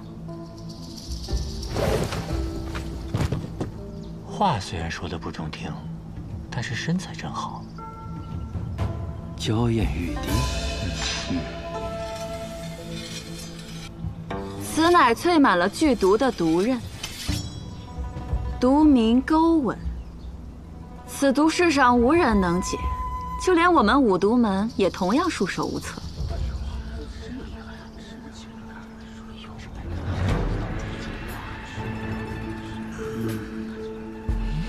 你啊，舅舅，他在看我。一眼看众生，狗妹。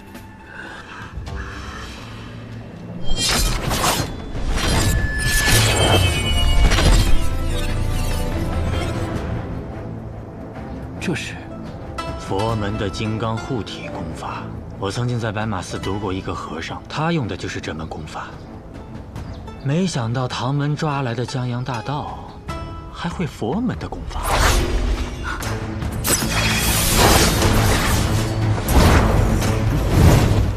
不能碰他！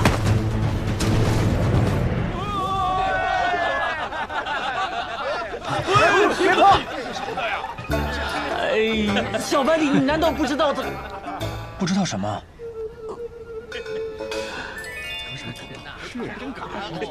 不会是书上说的那种碰到女子就要娶她的桥段吧？嗯。啊？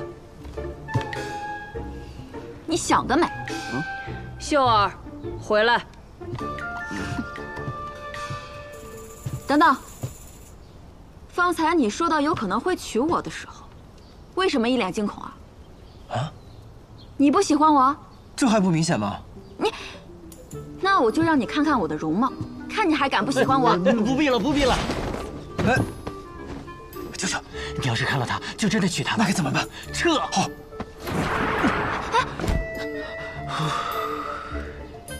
秀儿，你若真的被五毒门的女子缠上，这辈子也算没白活，就是日子短点儿。为何日子短啊？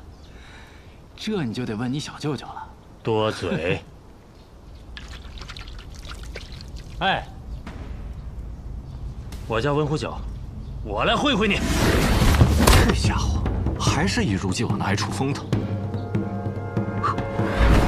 先用一记醉梦往生卸去他一身内劲，再用一记芳华刹那见血封喉，最后再补上一记毒杀掌。这要是都不玩完，那就真的是大罗金仙喽。现在的毒名都起得这么风雅吗？当年我们三个，一人制毒，一人用毒，还有一个专门负责取毒名，配合默契。温门无敌。舅舅，这还有一个人，说的是谁啊？你娘呗。不平舅舅，你怎么骂人啊？百里东君。呸！我再见。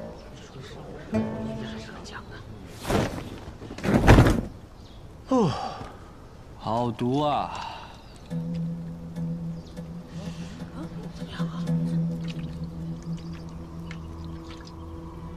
温家真的好毒啊！这个声音，唐明皇，你敢说你们唐门用江洋大盗炼的药人？唐门好大的威风，找来一个会说话的金身罗汉。百里东君，你怎么了？他根本就不是什么江洋大盗。啊？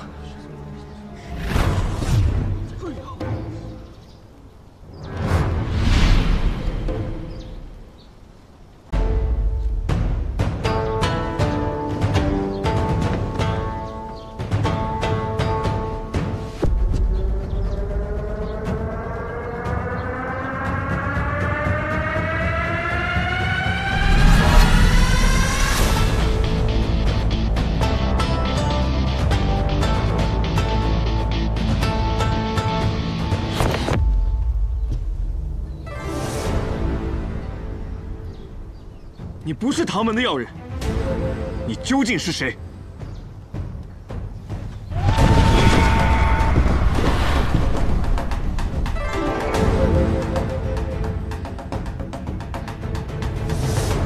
在下南宫春水，是一个儒雅的读书人。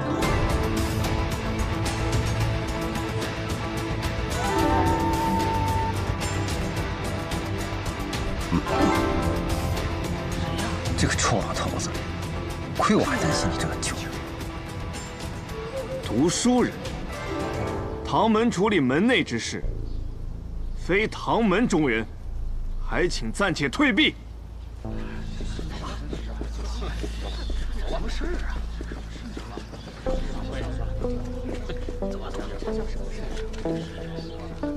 你们还不走？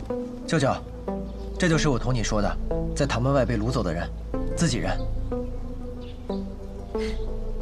原来是你的自己人啊！你的这个朋友若是能够被别人掳走，那掳走他的人，大概就是天下第一了吧？行了，来了就不要废话。机会只有一次，可都看好了。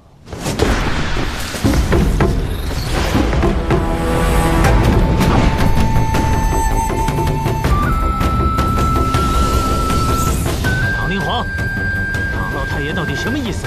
这么大的动静，就算是睡成死猪，也该活了吧？给我住嘴！你敢不敬？自在气下，地上无敌。人间不够，天上逍遥。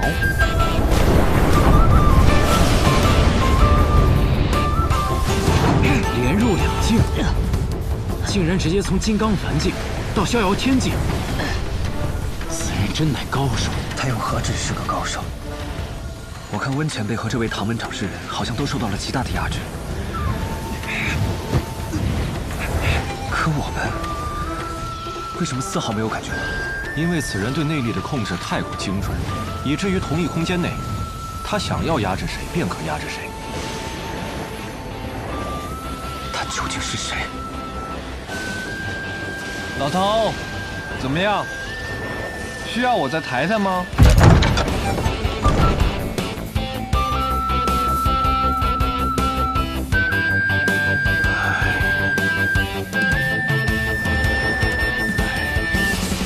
行吧，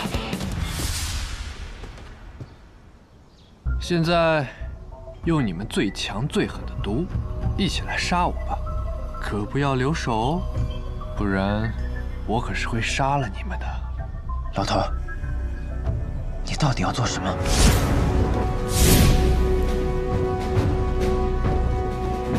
东君、小仙仙，还有唐门的这位小莲月，你们可都看好了。练功10年，不如仙人斗法1瞬。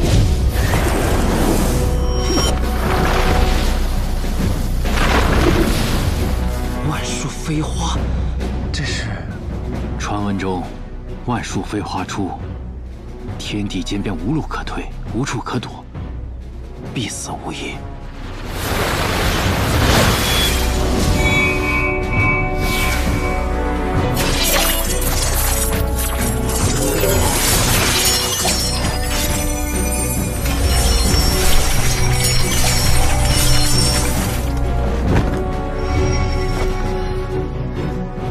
金刚不坏神通，果然是佛门中人。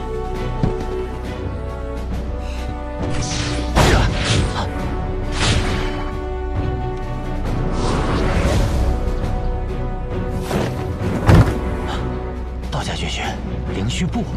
这究竟是什么人，能够同时精通佛门和道家2门绝学？进铅华，不染尘。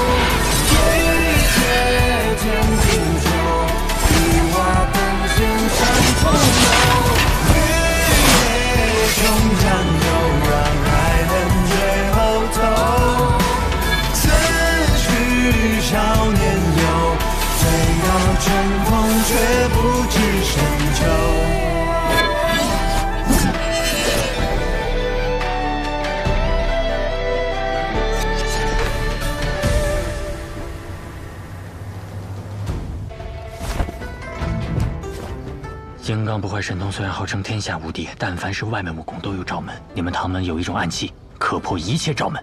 破了他的罩门又如何？以他的境界，几根针杀不死他。因为我有三字经。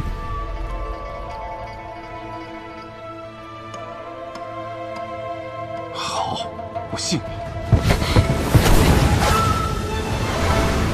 暴雨梨花针。出必见血，空回不祥，集中之极，暗器之王。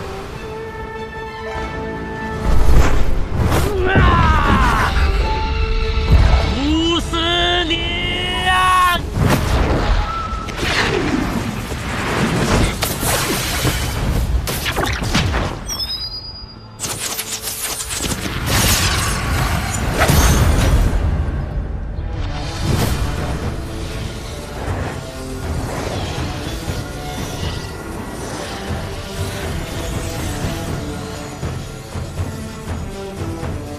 求人得人，才算不负此生。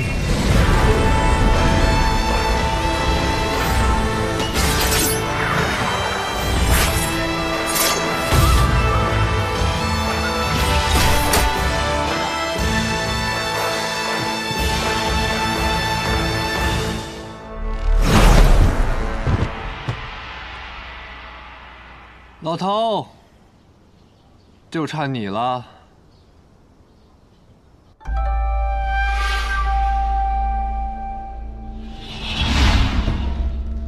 天下间再也找不出比这更毒的毒了。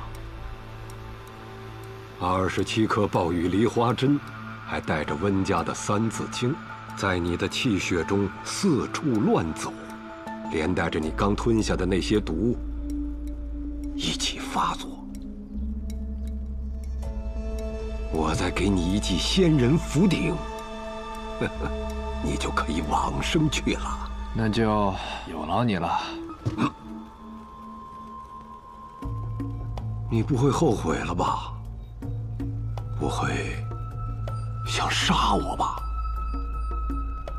都说大境逍遥，寸手摸天，你就这么放弃了？你要是后悔了，要杀就杀我一个，不要连累唐门。哎呀，啰嗦！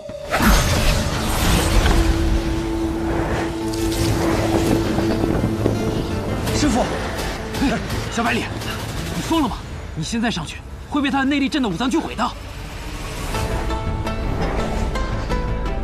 大境逍遥，寸手摸天，不见众生，不见天地。很多人只记得前半句，却忘了这样的人，最后眼里就只剩下自己了。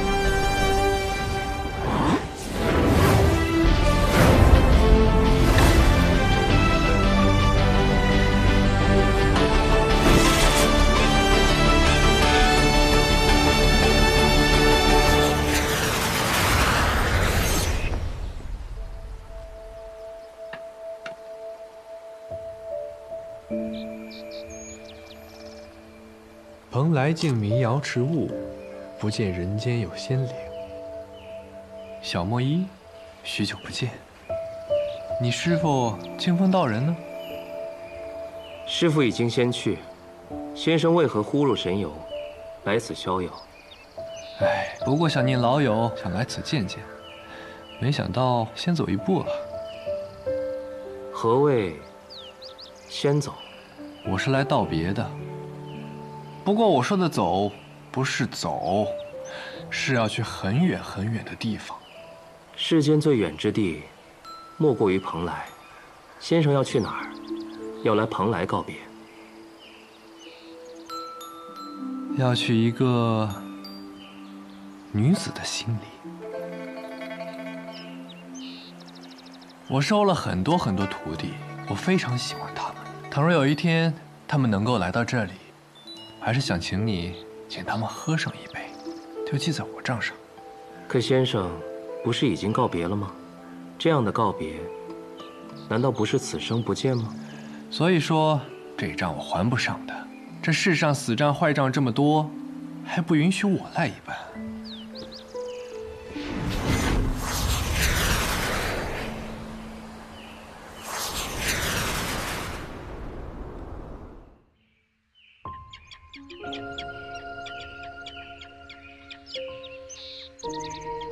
兼究无绝色，悦目是佳人。许久不见了。你是谁？在下南宫春水，是你的相公。滚！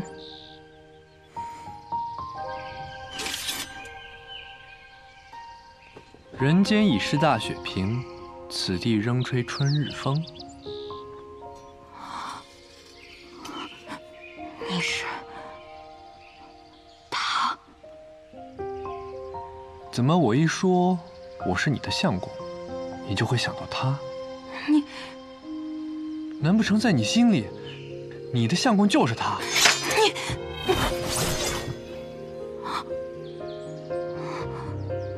脾气还是这么的不好，我们还会再见的，娘子。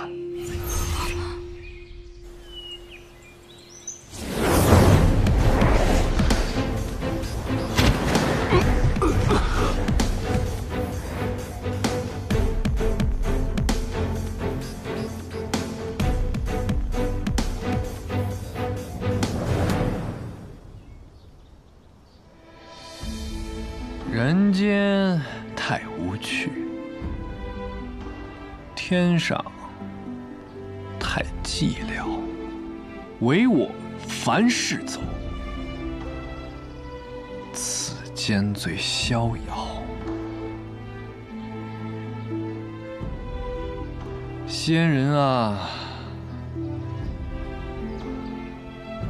且把我的长生拿去吧。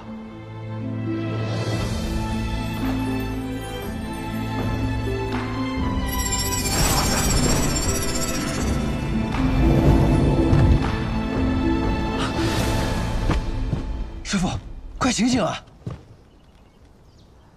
放心吧，他没死。你到底对我师父做了什么？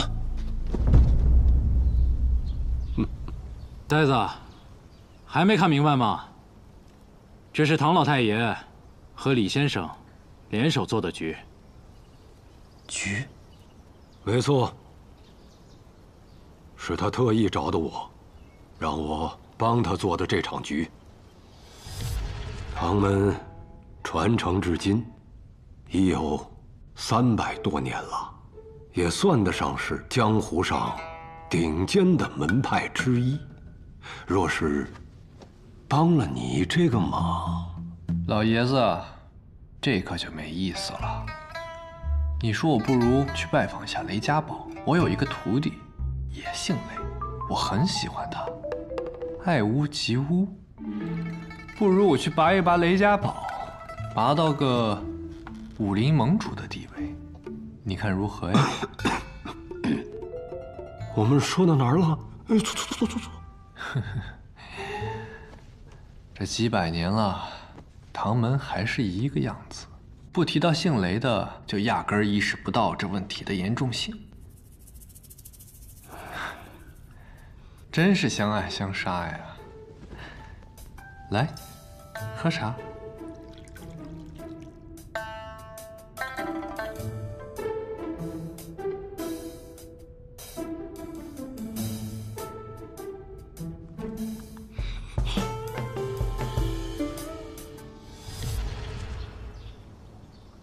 不过话又说回来，李先生为何是这般少年模样？有意思，有意思呀！药王相师知道些什么？上古有大春者，8000岁为春，8000岁为秋。我知道一门武功，就叫大春，它是绝技江湖的门派，逍遥御风门的绝技秘法。而修得此功，要以药石为引，倾一门之力培养。而修炼之人，必是那百年不遇的绝世奇才。此功练成后，30年返老还童一次。哎，可这些我从来没有见过，只是听说呀。没想到今日，原来世间真有此奇功，能长生不老。那，不知李先生此番目的究竟是为何？如果我没有猜错的话，他这是要谢功。谢功？谢功？李长生这次来找我，主要是想让我帮他卸去这身大春神通。可惜凭我一己之力，无法帮他这个忙。我就想借试毒大会，通过奇毒先窃取他逍遥御风门的药石之术，再由他自己自行卸去这身神通。他还特地安排了这场比试，不管是旁观的人，还是比试之人，经此之后，在武道方面定有所长进，算是他的报答了。可他为何要谢功？连月呀，看来你还是年轻。人在活着的时候，个个惜命短，可若真是给了你8000年岁月，你能耐得住这无涯寂寞吗？你爱的人一个一个的死去，只留下你自己。胡说！哎呀，师傅，哎呀，舒服呀！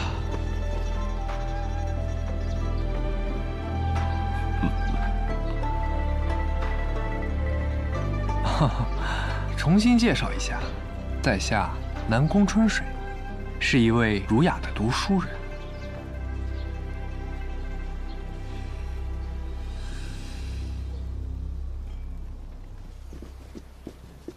诸位，就先送到这里吧。此行惊起如此风波，只为我一己私利，还望唐老太爷莫要见怪啊！我的徒弟们以后都会名扬天下，而你会是他们有力的竞争者。他们有你，三生不灭呀！怎么，你是算命的？你这么一说，好像确实还算过2年。2个小崽子，我们走吧。2个？莫非司空长风？先生何事？也没什么大事，就是想问问你，愿不愿意当我南宫春水的徒弟？还愣着干什么呀？赶快答应啊！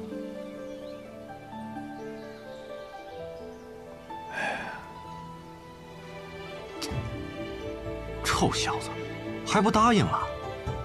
他收你做徒弟，是好事。你我之约，今天就到此为止吧。以后，我算你半个师傅。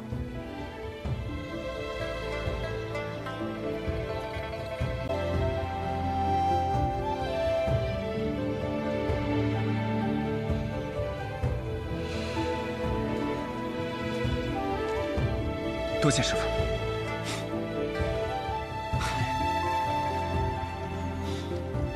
好，我愿意。还不跪下？啊！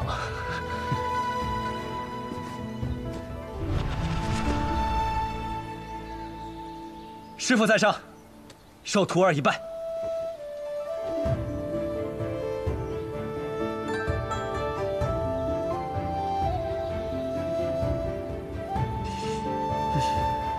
好，以后你就是我南宫春水的徒弟。快写了吧，我的小师弟。哎，百里同学，严格意义来说，你是李先生的徒弟，别占我便宜。我不管，你就是。哎呀呀，好了，二位该动身了。好，我去先吧。我等得太久，不愿再等了。我们飞过去。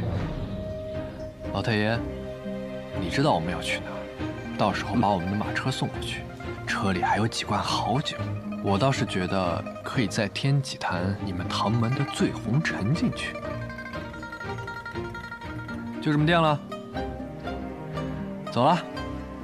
等等，师傅，两位舅舅，我先走了，代我向家人问好。走了，照顾好自己。放心吧，啰嗦。走。师傅，你别忘了还有饮食纸。可我怎么感觉你前途凶险呢？哎，管好你自己吧。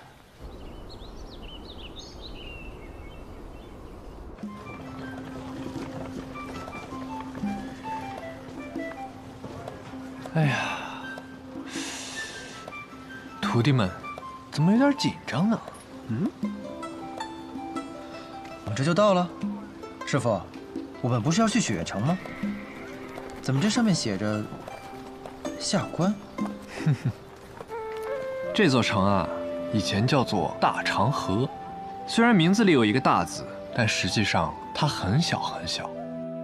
此地地处偏僻，风景优美，与世无争。后来来了4个绝世之人，于此隐居，却又阴差阳错吸引了越来越多的人来此，这座城也就越来越大，最后分成了上下2城，一为上关，二为下关。下关风，上关花，苍山雪，洱海月。后来人们就把这上下2关统称为雪月城。我刚才说的这4位绝世之人当中，唯有一名剑仙有一脉后代留下，人们就推举这位后代成为了这雪月城的城主。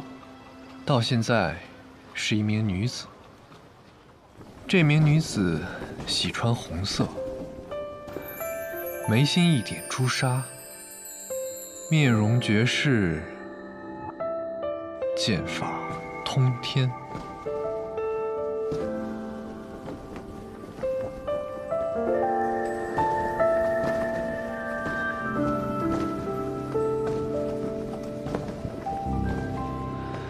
她就是我的心上人，我每天做梦都能梦到她。哎呀，我真的是太喜欢她了。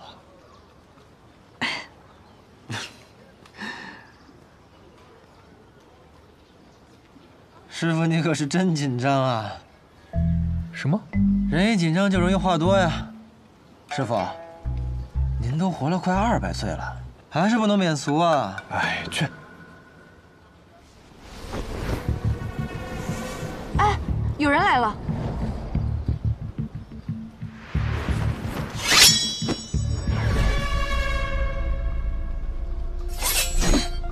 别紧张，自己人。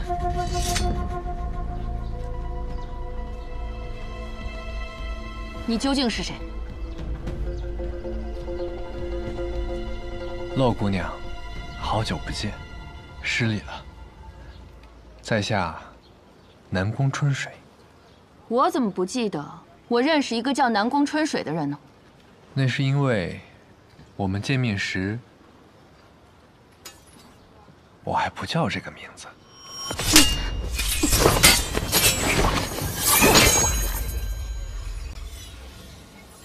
果然是你，你还来做什么？师傅，他就是你说的心上人。怎么感觉一点也不待见你啊？你胡说什么？我跟洛姑娘那可是两情相悦，一见就私定终生了的。呸！你个浪荡子负心汉！